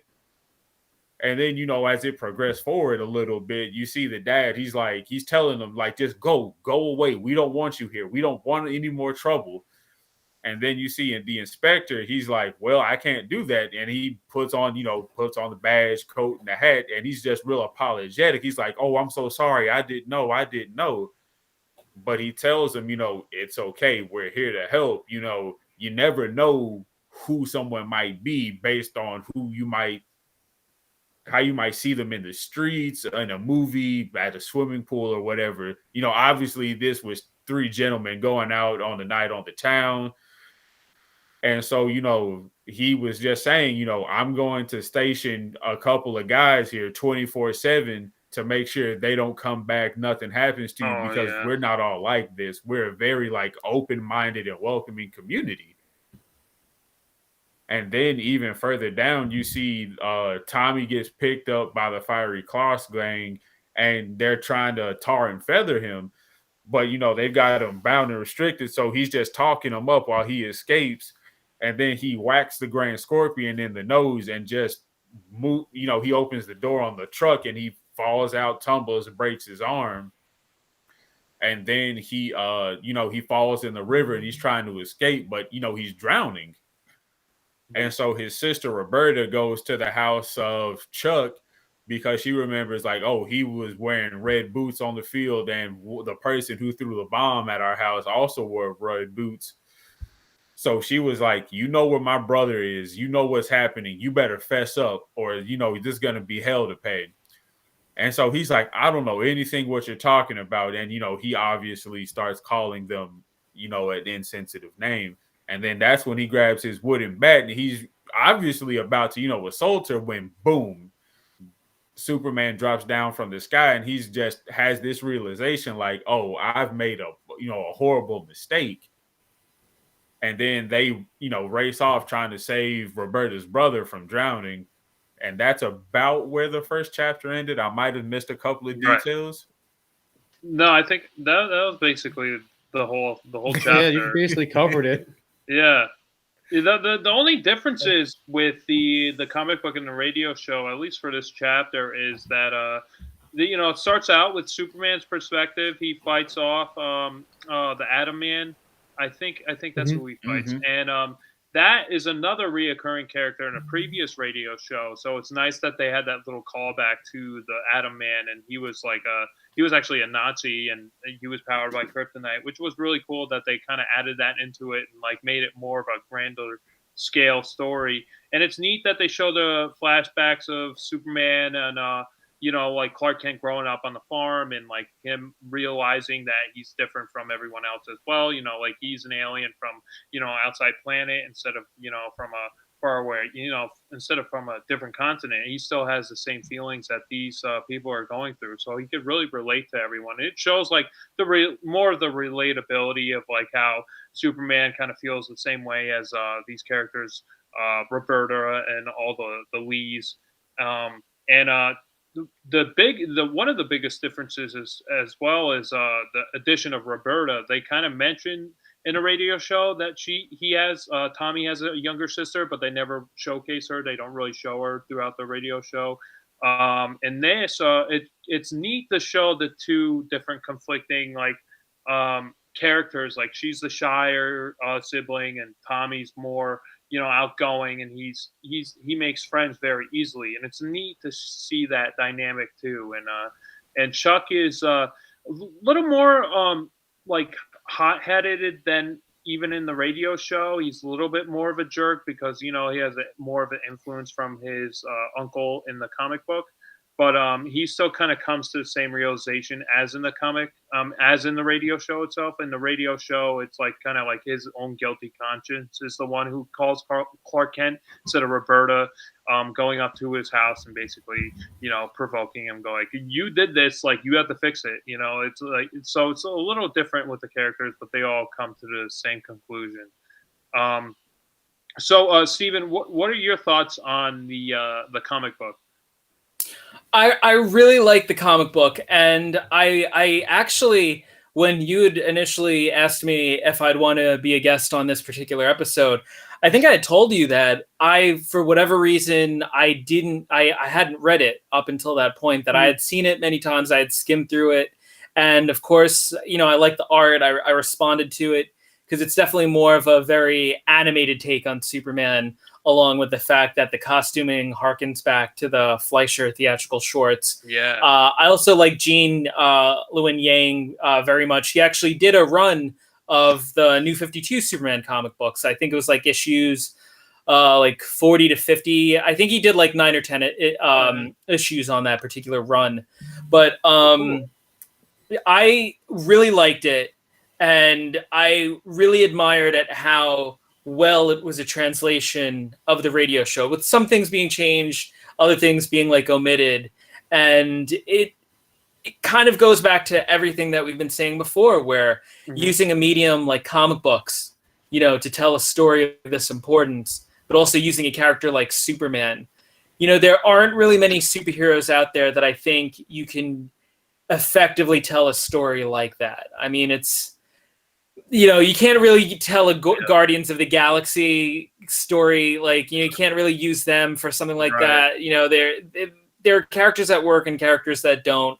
Superman just happens to work really very well with this material. And I read it honestly all in one sitting. I thought it was great. Yeah, it's great. You don't want to like put it down. Just like that's how I feel exactly with the radio show too. Like you want to keep listening to each episode, because especially with those cliffhangers, you're like, oh no, what's gonna happen? It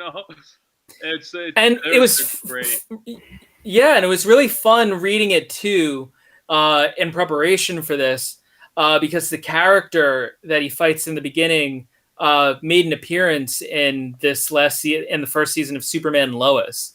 And I remember when that character was in there, it's a brief part of one of the episodes, but like I remember people talking about like, oh, this is from Superman Smashes the Klan. And of course I recognized the character, but to actually then see it in the book, it was like, oh wow, that's kind of cool that they gave the live action treatment to that villain. That is really cool. I haven't seen the whole series of Superman and Lois yet, so I'm definitely behind. But yeah, no, that's really cool. I didn't know that they added so much of the different eras of Superman, so it makes me more excited to watch it. So Matt, what are your thoughts on the comic book versus the radio show? My thoughts of this comic book, I really liked it. I liked how it expanded the radio show more out, and it focused more on the sister Roberta being like what they followed and everything. And I liked how it built up, and she was more isolated, like more not attuned to everybody else. She was her own kind of like person that wasn't fitting in, and like she was trying to still find her way. But with the issues that was happening with this, like the Klan just coming and making things worse wasn't helping her. And I was liking how Clark had that same kind of thing back when he was a kid, and was trying to, after the first incident happened, he was trying to like calm her down, talk to her, make her feel like she's part of everything, and like talk to her. And then Lois came in and chimed in and talked to her, making her feel more comfortable with what's happening, and gave her like a common thing, like okay, there's people out there that aren't assholes or pieces of shit that's doing this to us. It feels good to see that realization happening with that character, because it looks like it's going at her more, it's affecting her more out of the family than just Tommy, because Tommy wants to hit this more forward than everybody else. Everyone else the mother and the father really want to stand back and figure things out. The mother even states, I want to go back to Chinatown. I don't want to be here anymore. But the father's like, no, we're staying here. We're here. We just got established. We're not leaving. And Tommy's gun ho, like, let's defend us. But like it kind of got to me a little bit with this, like seeing how this is all going. But it was just like with the Chuck character, I kind of like he is like more like you guys saying, like he was more a jerk and more rough and hot headed than he was in the radio show. And you see it how he builds up and gets to it. And like once the father, not the father, the uncle comes in, you kind of see him like getting with him, but at the same time trying to refuse at the same time. And then once Tommy gets abducted and the sister and Jimmy Olsen show up at the house to confront him, and like he's just going overboard and he's just smashing things, just ruining his, like trying to get a real point out there saying, I didn't have a thing. He's making himself look like he's more like actually part of the abduction. Like he wasn't part of the abduction, but he is part of the. In this one, he's a apprentice of the Klan. He's not 100% Klan member. Right. He's just kind of so, but he was there with the group doing the bombing. Like Jerry said, he was doing all this stuff. But at the same time, it felt like when he was doing the bombing, he noticed he didn't want to throw it in the window because he didn't want to blow somebody up. And there's like a lot of moments with this, but once he was like back to when he was swinging and he accidentally hit somebody, he had a snap to reality, like, I just hit somebody, and he realizes Superman, and then he just said, I'm a super big fan, and you're here, and he like just kind of like screwed him up because he was like, Superman's not like this. He doesn't act like this. And once Superman was there talking to him and gave him that like kind of like a like caring for these other races and people, and he's like, oh, I shouldn't be acting like this anymore. Okay, I know where the Klan is. I don't know what's happening, but I can tell you where he goes. So he actually becomes like a decent person at the end of this first chapter. And Superman runs off with both Roberta and Chuck and to that location. And the one thing is, I was kind of like, when Josh actually mentioned this comic book to me, I was kind of a little not. I was kind of like worried how like what time period they're gonna bring this to, if they're gonna like keep it to the radio show or move it into the future more. And I like that they kept it in the time period, because you see Superman still just he's leaping around, and he's like he's not overly powered. He's still like a standardized, like how he was in the beginning. He wasn't like so overly set up. So I like seeing him running on the telephone wires. He's leaping places. He's doing all this stuff, and like he's like, oh, this is great. I'm enjoying this. Like the animated shorts. I was like, this is awesome. And I love how they it's a little weird, but I love how like with the enemies, with well, not enemies, more the evil people of the show of the comic. They mark them with the blonde hair and the blue eyes. And with the Nazis, that's the perfect person, and that's how it's supposed to be. Yeah, the area. And they're kind of like giving those like little, these are these people. These people we have to watch out for. And it was kind of neat to have that little hint, like little tidbit there. But I was gonna start when Josh said let's go. We were talking earlier. We were gonna do 2 chapters. I was kind of like looking forward to go 2 chapters because it's like I kind of want to go forward more because I want to keep going. I want to see how this goes. I knew this would be meaty subject, so I knew like with the radio show and then the comic itself, I was like, okay, we should probably condense this a little bit. Let's do 1 chapter, and we still have the world's finest to talk about, so we got a lot of material. Yeah. No, but I do totally enjoy this comic a lot. That it does tell a lot, and it shows a lot that what the radio show was doing back in the 1946 and trying to put out this point. It does show all that to me, and I'm like, this is great. Yeah, I think this is the perfect companion piece to the radio show because, like, you get like the whole. I would recommend, if you're gonna like, read the comic book or listen to a radio show, I would say listen to a radio show first and then read the comic book, because I got so much more out of it, because you get the basic kind of story with the radio show and it came out first, like sequential order, and then you get a lot more detail on like how Clark's feeling. You get the Roberta character development, and it kind of makes things like a little more. I just like say a little bit more complicated with the character narration and everything, and I loved reading it after the radio show, because I was reading it in the voices of the radio show, and I was like, this is like, it was like the same exact like feeling. That's how I would recommend listening and reading the comic book. Just like put the radio show like in the comic book, and you get a lot more out of it, I think, that way. Mm-hmm. But I want to make a little tidbit before we go more depth into this. The part when Jerry was talking about how Superman, like back when he was a kid, he does that whole like laser beam, heat vision eyes, and floating. It kind of slapped me to that movie that came out a long time ago. If like they made that like horror, it was like a horror movie, Right. It's like yeah. Yes, it kind of reminds me of that, and I was like, wow, okay, this is scary to me. Yeah, I don't know what came out first, but I haven't seen Brightburn. Maybe I'll watch it. I believe that one came out between 2016 to 18. Yeah, that sounds about right. Movie. I think So the comic book came out after. So I think the dates say like 2019 to 2020. Mm-hmm. It feels like they just got an expiration from that.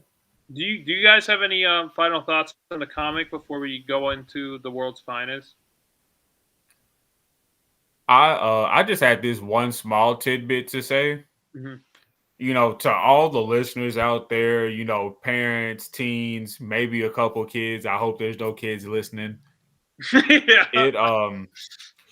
I think something like this would be very fitting to listen, read, and maybe do a presentation on during, Asian Heritage Month. Just because it's, I remember as a kid in elementary school watching my friend Martin every year up until 4th grade. And then, we always had the MLK speech done by someone. We had the whole school was just involved and just trying to educate people on, what happened, 60, 70 years ago.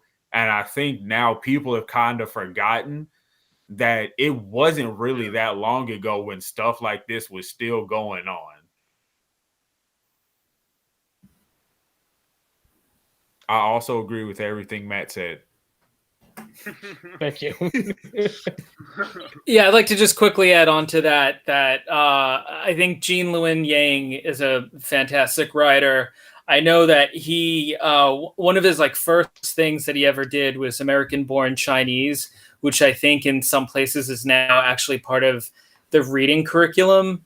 And so with Superman Smashes the Klan, I think it's important that, that's a whole nother conversation with like graphic novels, graphic storytelling being treated as actual literature. And Superman Smashes the Klan is not only a really accessible medium to kids, so be it even if it's outside the classroom and you're looking at finding a story that's telling something with important subject matter, but in a more palatable way to like a child or to someone young, or even if you're somebody older. I mean, it's a great book to pick up, and it really does provide a great story with great visuals, but also something with real importance and meat to it. Yeah, I also agree with Steven. Agree. I got a hell of Same a here. lot out of this. Yeah, I can say better myself. I think the only thing I want to add, I think the artist worked on the Avatar: The Last Airbender show for Nickelodeon. I forget the artist's name, but I just wanted to mention that. So that's why the style is very like anime looking, and it looks very similar to that style. And I would love to see the style like first Superman animated series. I think it would really work. I think it's like the perfect like style that could really kind of fit around the mold of the character. So that's the only thing I wanted to add. I want to kind of piggyback onto that because I know with like the DC animated universe movies, they do routinely pick from like source material to adapt into a film, and that would actually be really interesting to see Superman Smashes the Klan adapted into like into a animated movie. I feel like that's something that, upon thinking about it, I don't know if it's too recent for them to select that, but I mean, given the fact that we're getting Injustice, and Injustice was not really all that long ago, I would be interested if at some point, we'll see Superman Smashes the Klan adapted in that way, like in 5 years. Totally oh yeah, totally. Yeah, like Injustice was like what, within like 8 years, right? I think I think within like 8. Like I think the first game came out in 2013, so I believe it was PlayStation 3 time. So that makes sense. Give it about that time. Yeah, that would be really. It'll be in time for the PS7. Yeah, that's when it'll come out. They'll make. We're not even. No one has the 5 completely, so like, we're never gonna be on the 7. I want to say before we get to the world's finest, I know we keep stopping, but the only thing I want to say is that I would love to do like for a future episode, like long down the road, like I would love to, not this series in particular, but just Superman the radio show. I would love to get like a bunch of people and collaborate and like do different readings of like different characters for like an episode or something. I feel like that would be super fun, and I would love for like everyone to join, like whoever wants to come in, like even read for like a cop or one line character or whatever. Like I feel like other episodes are a lot more, they're not as heavy as this episode, so I would like to do one of those episodes. I feel like this one's too weighty and meaty for us to really tackle, but I feel like in the future that would be a super fun project, even if we just do like one episode or like something like one of the shorter episodes or like story arcs. I feel like that would be super fun. That'd be cool. Okay. Yeah. So, Steven, if you ever want to join us for a re-recording of the Superman radio show, you're more than welcome. Absolutely. It's actually an idea that I've long had myself, that I just thought it would be cool. I want to actually share this. This is something that I've never made mention, even on the Saturday morning Superman show. But one of the very initial ideas that I had for when I kind of came up upon the podcast was that, in talking to a friend of mine who sort of inspired me to do the show, was that it was like, well, how about the show is just modern recreations of the radio broadcasts, and where we would get together a bunch of people and we would just do the broadcast and then just do sound effects and stuff like that, and not so much modernize the material, but kind of just recreate it for modern listeners. Yeah. And so there was a very brief period of time where I thought the Saturday morning Superman show would be just us redoing the radio show. That would be super cool. I would love to do that. So maybe we could do an episode on yours, and we could do an episode on here. I don't know. We'll figure it out in the future, but I would love to do something. Yeah. Some like small story arc, because there'll be a lot of editing. We couldn't do it live, but it would be really fun to do. So, yes, we'll definitely keep that in the back burner. I would love to do that. So, I guess moving on to the main event. I know that was like a big media event. So we are going to discuss the 1997 film Batman and Superman, I guess the world's finest. So, Steven, if you could give a quick synopsis on the whole overarch story of the world's finest. Sure. Please take it away. Yeah. Well, World's Finest Part 1, Part 2, and Part 3 aired within Season 2 of Superman the Animated Series. It was then later compiled into the home video on VHS at the time, and then later on DVD, the Batman Superman animated movie. And it was the first meeting of the Batman animated series, Batman, along with the Superman of Superman the Animated Series, and it was also the very first crossover within the DC animated universe, and also effectively the start of the DC animated universe in the way that what led ultimately to Justice League Unlimited, and of course then Batman Beyond and everything that came from that. It revolves around the villains, the Joker and Lex Luthor, teaming up, where Joker comes upon kryptonite, and he approaches Lex Luthor with the idea that I can kill Superman for you. And so they basically enter into this almost Faustian bargain and deal with one another, because like you can't trust Lex, you can't trust the Joker. And so the Joker wants to eliminate Superman for Lex Luthor. Of course, Lex Luthor wants to do it, but he doesn't trust him. And then along the way, you get Harley Quinn and Mercy Graves, where they kind of have their problems with one another, which I also love. So, of course, the conflict brings the Dark Knight to Metropolis. Bruce Wayne comes to Metropolis because he has to take down the Joker, but along the way, he ends up meeting the Man of Steel for the first time. And their crime-fighting styles couldn't be different.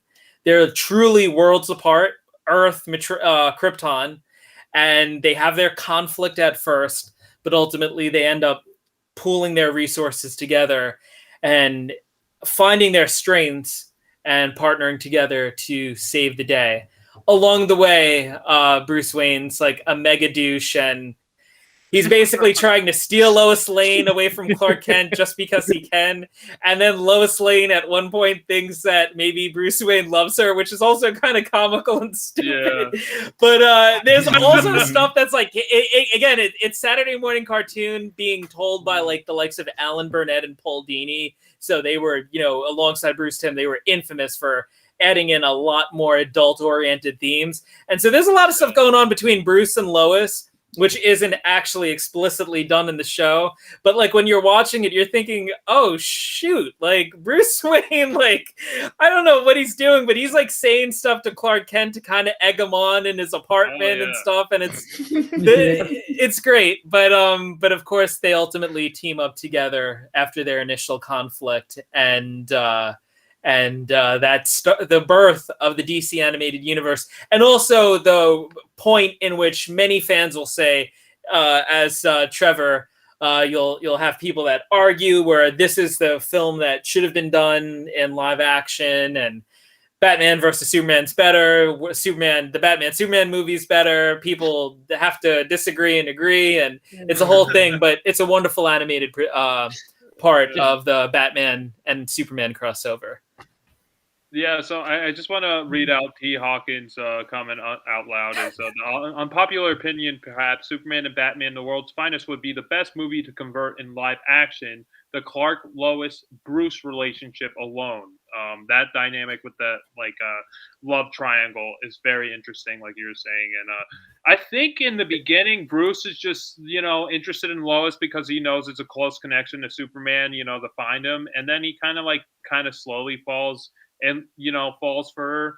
But, I always kind of saw it as more of like you're saying, like Bruce kind of egging on Superman. Like he likes her, but I can't really see Bruce like in love with her, So it's a very interesting relationship.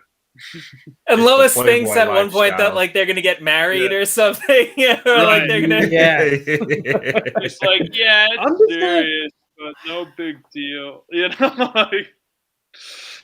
With that Lois thing, when they're in like at least the Daily Planet and they're like talking back and forth, it just feels like Lois Lane is like just hyping all this up to piss off Clark even more and more. And I'm like, come on, lady, just leave him alone. That's probably a big part of it. It was like she was talking all of that crap about him, like, oh, he's Gotham garbage. And when he walks off the plane, she's like, oh, he's the front page of GQ. Let me pump the brakes a little bit. That too. Like, yeah,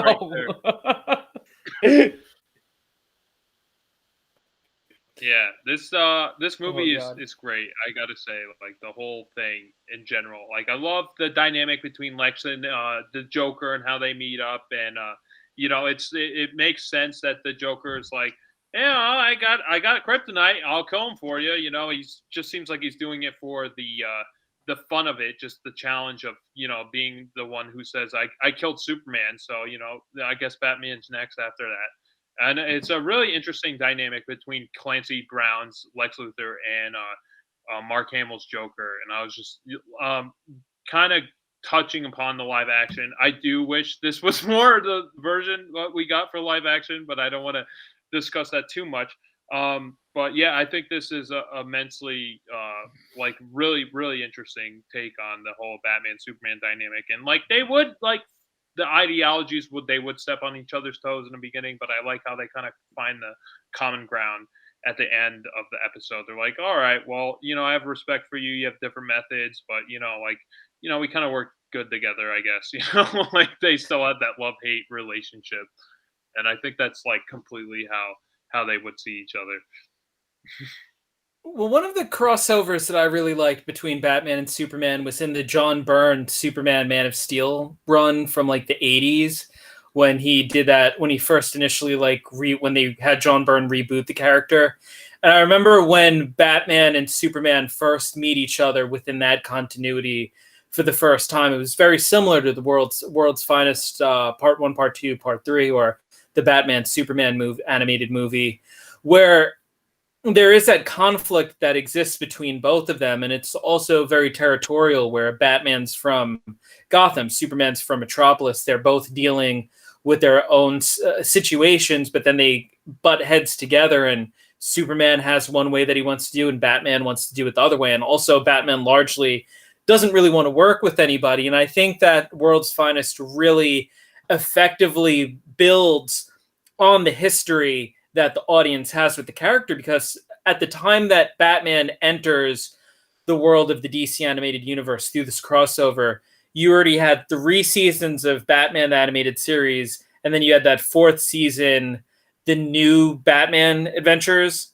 where they kind of restyle the animation a little bit, which is the version of Batman that you're meeting here.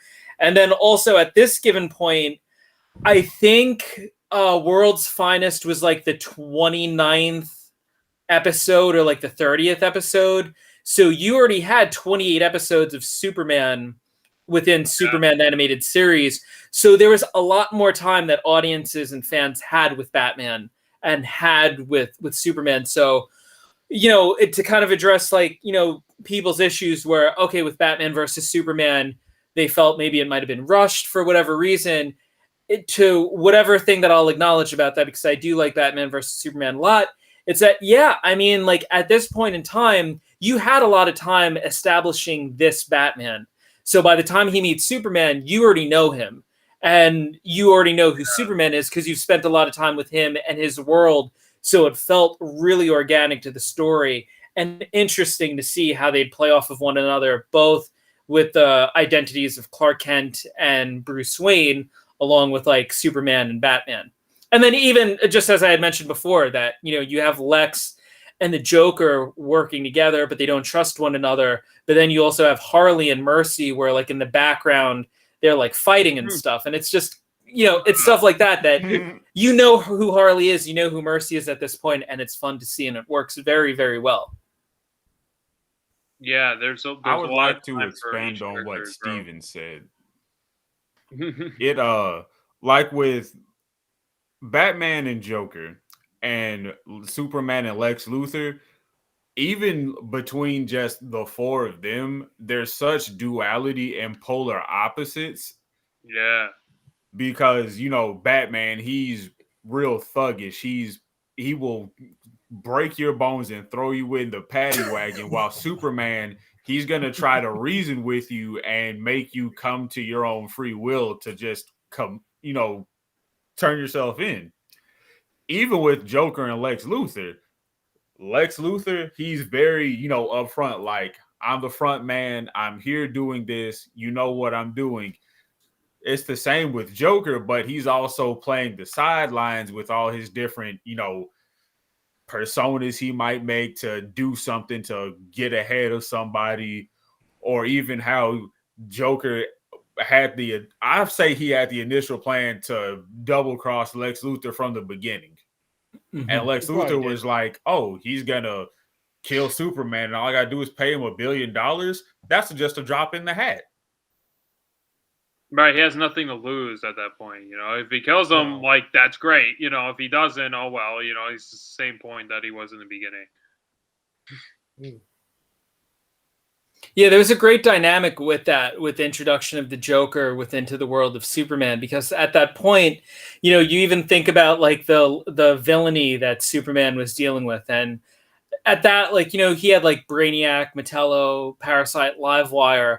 But when you think of like the rogues gallery that Batman had dealt with, especially with somebody as diabolical and as wily as the Joker, you could kind of see how from like even in World's Finest Part 1, where it opens basically with like the Joker, where he's already got the whole plan in place. So when you get to the moment where he basically has Lex tied up and he like hijacks like the aircraft and everything, it's interesting to see that particular version of the Joker play out within the episode. Mm-hmm.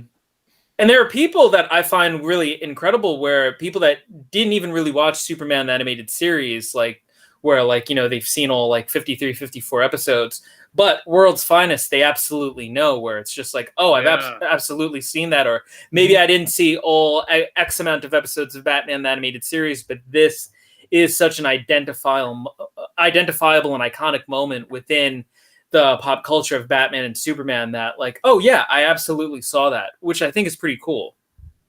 Yeah, no, I agree. It's like, it was a big deal when this happened, like back in the 90s. Like, oh, Batman and Superman meet? Holy crap. Like, this was like the biggest deal. Like, I totally remember that. The only thing I want to touch on, like the cover for like the VHS tape, it looks terrible. The art is so bad and like bulky, and I don't know what happened, but they look like bubble gum. Like, they don't look real. I don't know if you guys ever seen the cover itself for the movie. It's not accessible right now, but I actually have the VHS in my collection of that. Oh yeah. Do you? Yeah. Yeah, I posted. Yeah, I actually posted a picture of it. Yeah. It doesn't look All good. right. I gotta definitely look it up. Yeah, the art style in the animated like movie is so much immensely better than the cover that they use.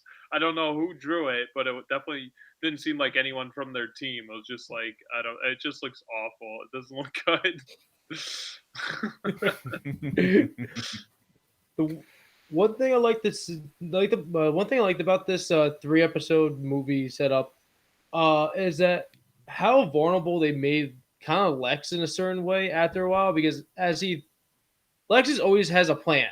He executes the plan. He makes sure the plan follows through in a certain way. And how in this one's like Joker's mainly taking the whole reins of everything, and he's just like, I'm a businessman. I'm trying to make moves here. Don't have me tied into this. It kind of like keeps him like half in there, halfway in the door in the setup, and you see him just trying to like on the sidelines, kind of like grunting his teeth, like trying to figure out like what's he doing next. I keep telling him, don't add me in, and he keeps somehow pulling me into this. Like in the first attempt, he was completely out of it. Second attempt, Joker brings in one of the robots that he's trying to pitch to Bruce Wayne, and he's like, "That son of a! I told him not to freaking do this. I told him to leave me out of it," and he just straight up like sends him over the edge. And he's just like, then when finally the Joker just shows up in part 3 and just holds him like turns the whole thing with the surprise of the purse like being the snakes in a can situation. Harley gets the gun, takes over the whole situation, and this Lex Luthor is now the hostage. It's like that's rarely to see half the time. Lex being like the hostage and like out of his whole like setup that he has for himself, and he's just like, and then he puts it into a dire situation of the plane going down and about to blow up, and he's like, well, I'm kind of screwed until freaking Batman and like everybody started shaving the plane and getting everybody off. It's kind of weird, and including I like to switch up like how Batman and Superman like fed off each other, like we're all talking about, and how each Batman and Superman kind of like take something from each other.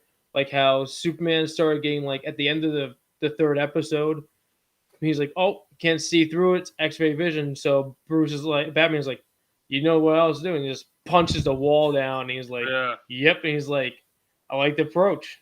Good job. And then Batman's kind of more like, he starts off like more aggressive, then slows down to keep himself in check with Superman, so they don't end up stepping on each other's toes and screwing up this whole situation into fighting each other in a way. Yeah. But I'm so happy that we actually get to talk about this, because we did this about 2 years ago, maybe 3, and we didn't get to finish. I'm so excited about that. Yeah, we did do a previous recording with Matt and I, and we had another member, but it was so long ago, and the recording just fell apart. So we just, it was never released. I'm so happy it is that we nice actually get to talk discuss this, especially how we're mainly Batman Superman channel, so it's this is probably the best, one of the best Batman Superman mediums that we're gonna discuss. Where both the characters are in the limelight. What were you gonna say, Steven? No, it actually goes right into what you were saying, where it really is, I think, the best medium for both of these characters, and that whether you like both of them or you're a Batman guy or a Superman guy, it's just so well constructed. Alan Burnett and Paul Dini, I believe, were the ones that wrote this episode.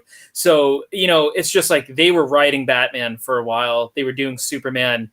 And it just shows that they knew how to balance the worlds very well. Where, at the end, if you watch the Batman, if you watch World's Finest Part 1, Part 2, and Part 3 all together, it never feels like there's a heavier Batman moment than Superman, or that there's more Superman than Batman. It's very well balanced, and even when you're not dealing with Superman and Batman, those alter egos or their superhero identities, there's a nice interplay between Bruce Wayne and Clark Kent, and like what we were talking about, where there's a lot of that flirtation between the relationship that exists between Bruce Wayne and Lois Lane, and then how Clark Kent's brought into that.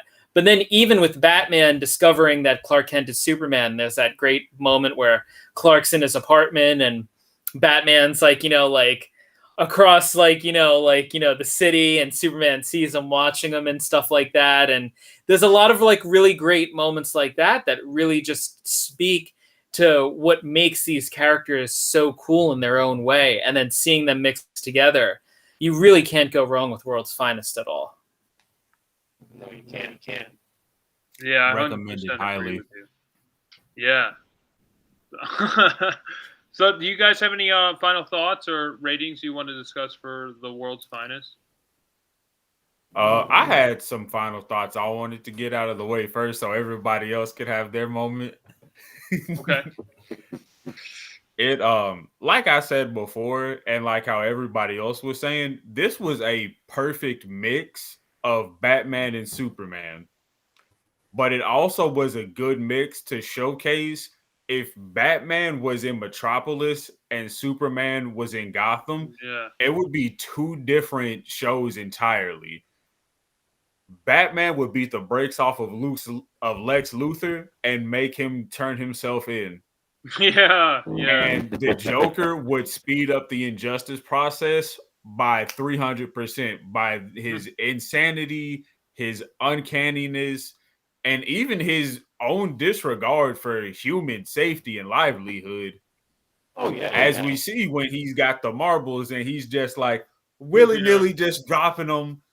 And I'm pretty sure he's singing some kind of happy-go-lucky song in his head.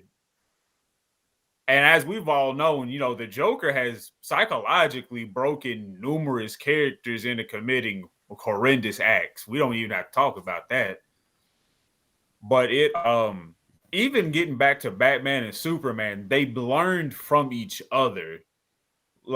Superman realized you can't be nice all the time. Sometimes you have to be aggressive and forceful. And Batman's like, you know what? Maybe if I just immobilize and incapacitate instead of just going 100% all the way through. And he did get better results with that. Like when he saved Lois, he said, "Are you the only one here?" He was like, "Okay, good." He saved her. Like, yeah, she figured out Right. it was Yeah. him Yeah. as Bruce Wayne. Mhm. But he didn't blow up the Daily Planet. He didn't, do anything to harm the janitorial man doing his job. He put the safety and needs of somebody else ahead of trying to defeat a foe, Mhm. which was, very. For me, I watched both, but I remember more of Batman because I watched it with my brother and my aunt.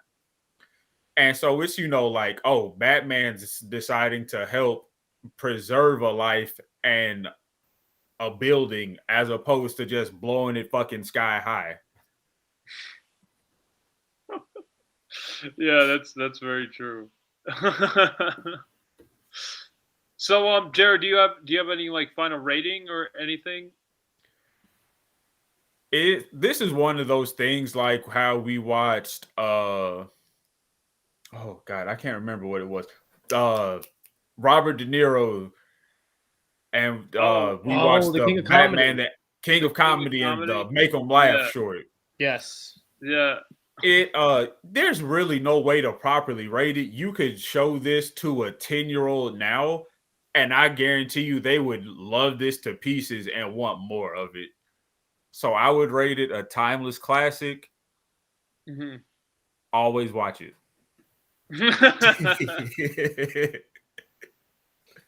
So, Matt, your final thoughts? My final thoughts. I enjoyed this whole like 3-episode movie situation, but I like the way they showed more Joker with this whole situation when he gets the plane and he's shooting missiles and how unpredictable they are. It describes how he is in a way. It's kind of weird because they're just everywhere. Everything, that's how Joker is. So it's this loving to chaos, see the yeah. sporadicness, but they're all hitting his top marks that he wants them to hit. And at the end of the movie, you see like he's trying to hustle and get 2 parachutes for some odd reason on his body and jump out of like one of the doors so he can leave. And then once he realized all of his marbles that he had that are explosive, they're falling and exploding, he accepted his fate and he's like, "This is a way to go anyway. Why not? And let's enjoy it." And he just blows up with it. And then you Are get you the saying he weird. lost his marbles? What? Yeah, basically. You could almost say he got the last laugh. He did. But then you got Batman with his little Pudding. joke because Harley's like, "Pudding." Well, yeah, he's pretty much like pudding now. It's like, Yeah, that is great. It's like that's kind of dark, Batman, but got it. But like, it's like what Jerry's saying. You can't really like rate this that much. If with like each episode, if you watch it with all 3 episodes, it's different because each one's better than the other in a different way. And it's really hard to do, but like I'm gonna say it's tough. I'm gonna give this at least a 9. But I'm with Jerry because you can definitely show this to anybody that's young or older, and they'll probably get a different look at it and probably enjoy it as much as you did when you saw it your first time or your 1500th time in a way. So I'm gonna go with a solid 9. Yeah, 100% agree with you. It looks like we're going to have another unanimous agreement across the board. Yeah, I think so. This is pretty rare. Well, I mean, it happens again. Steven, what are your final thoughts or words that you want to discuss about the world's finest? Well, I first want to agree with like Jerry and Matt about it, that I think timeless classic is the perfect way to put it. Something that I talk about in the Saturday Morning Superman show is the fact that whether you like the Tim Burton or Joel Schumacher movies or the Richard Donner films or the Zack Snyder films, what works about Batman the Animated Series and Superman the Animated Series is it captures the essence of the characters in the most generational way possible, that you can watch it as a kid, you could watch it as a teen, you could watch it as an adult, and it works. From the design work of the villains and the worlds and Batman and Superman himself to everything, the music, they just work. And timeless classic is the best way to describe it, because it's like here we are in 2021, 25 years since the anniversary of Superman the Animated Series, and we're still talking about these episodes. And I think that says it right there. I love World's Finest so much.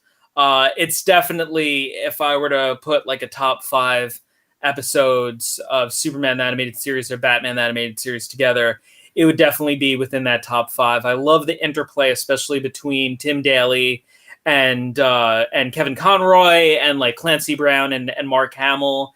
It's a wonderful pairing together. And if you've never seen the show, it's a great place to start. And if you've seen the show countless times, it's a lot of fun to just go back and check out again. Yeah, no, I 100% agree. Do you have a rating, or do you want to disclose the rating? I'm going with Jerry. Timeless classic. Okay.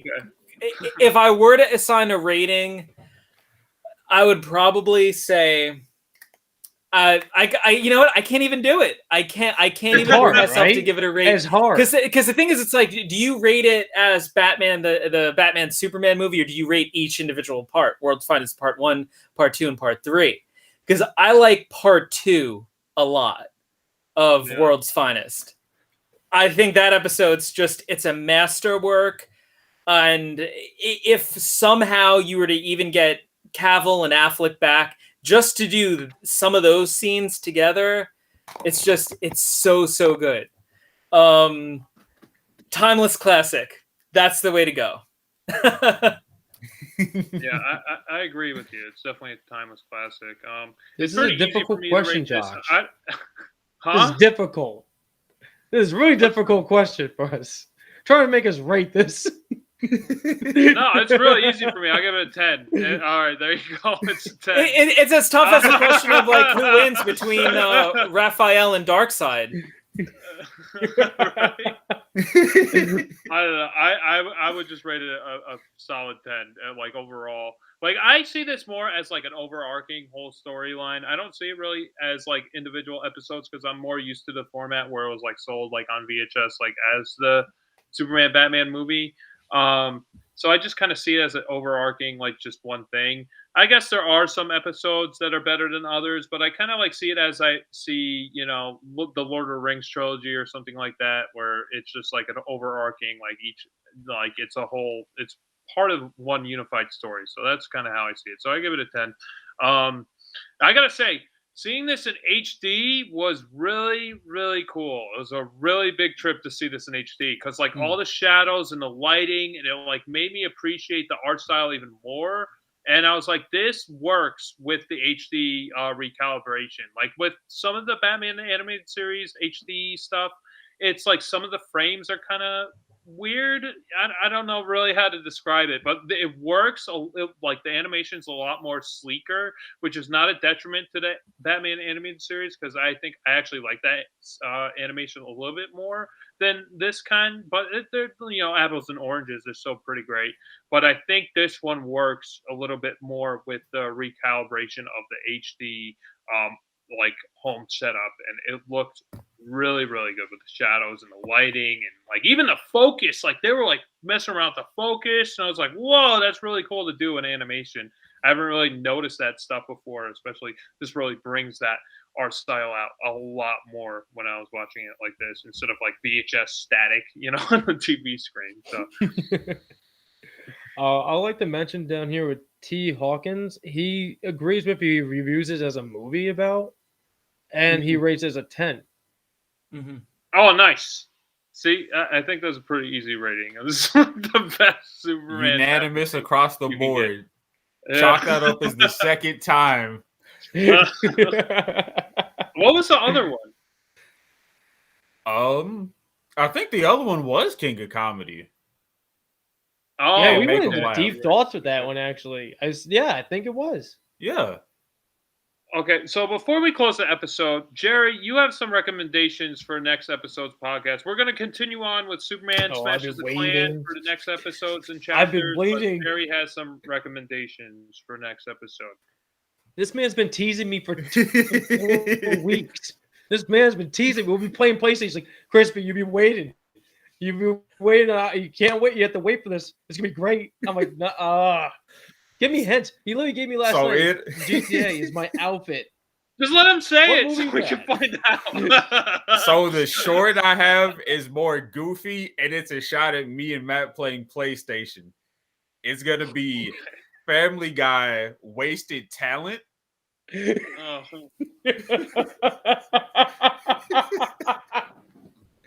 And for the short, not for the short, for the film, it's going to be the Bruce Lee film Enter the Dragon. Oh, okay. I'm Okay. interested in that. Why Family Guy? I'll ask later when we do the episode. I'll explain it later. Okay. So which next character episode, are if you we, don't want to be Jerry? spoiled for Enter the Dragon, Family Guy, what is it called? Family Guy. I'll text you guys what it is. All right. Well, you don't want to spoil for that. Watch that before next episode if you want to join our discussion. Steven, thank you so much for coming back on. You're always welcome. Next time you come on, like, you could throw us your recommendations. It doesn't have to be Batman Superman, but like, we're more than happy to talk about Batman Superman any episode at any time. So whenever you want to come on, my friend, you're always welcome. Thank you so much. I had such a blast doing this with all of you, especially speaking with you, Jerry, and you, Matt. It was a lot of fun talking about like some of my favorite things, and you guys have a great show. Oh, thank you. Thank you so much. We're working out the kinks. We'll eventually have like a polished show, but that's the beauty of live podcasting. It's never going to be perfect. It's just going to be. It's going to be as imperfect as perfect can be, if that makes any sense. And that makes for some of the best listening and watching, because like there is a school of thought where everything has to look and sound and operate a certain way, but it's like I think there's a lot more charm when it's just like 2, 3, 4 people really who genuinely enjoy something and they want to talk about it, and that's always the kind of stuff that I want to listen to. I always want to listen to that as opposed to the big, production of something. And it's a lot of fun to always be a guest on this. Yeah. Well, like I said, you're always welcome. Even if you have something you want to throw us, something of some obscure thing, something you really want to get off your chest, you're more than welcome. We'll always put you in the schedule, always fit you in. So feel free whenever you want. Thank you. So we just have a little short outro. If you could say after, our 3 little sayings, becoming super friends, 1 episode at a time. I know you've done it previously. I just wanted to remind you. I forgot to discuss that before recording, but that's always how it works. Which order are we going to go in, Josh? Is it going to be you, we'll Matt, go and me? We'll go in square order. So we'll go me, Jerry, Matt, and then Steven. Okay. If that makes sense. All right. Does that make sense? Like the Brady Bunch or Brady.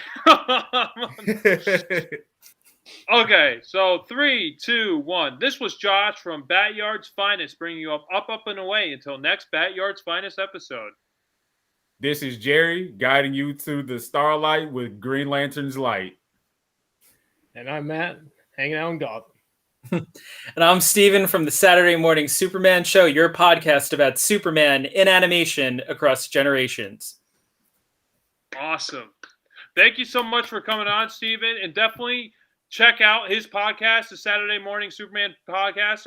That's coming. There's a new episode coming out this Saturday with special guest Tim Daly, which is really cool. I'm really excited to check it out.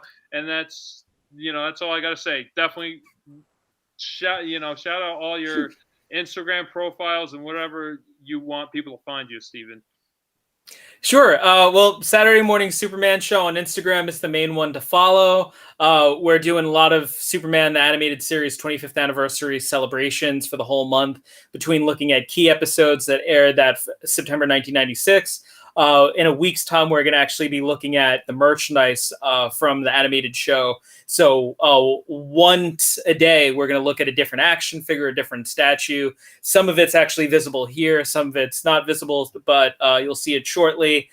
So if you love Superman the Animated Series, definitely follow. But we have a lot planned, especially going into season 3. So it's a good time to be a fan of the show. And if you want to follow me, along with my bike rides and all of that stuff, you can find me at Sherbert Downey Jr. on Instagram.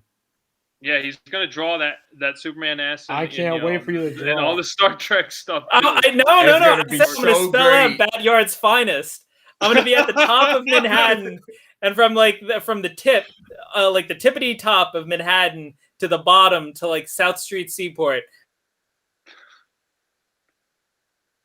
I'm just gonna it'll just be Batyards, and then I'll go back Got it. and spell finest. Oh, that's perfect. Yeah, that I'd be waiting, man. Definitely let I will be us know on waiting. your journey. That's gonna be great. We're gonna love it.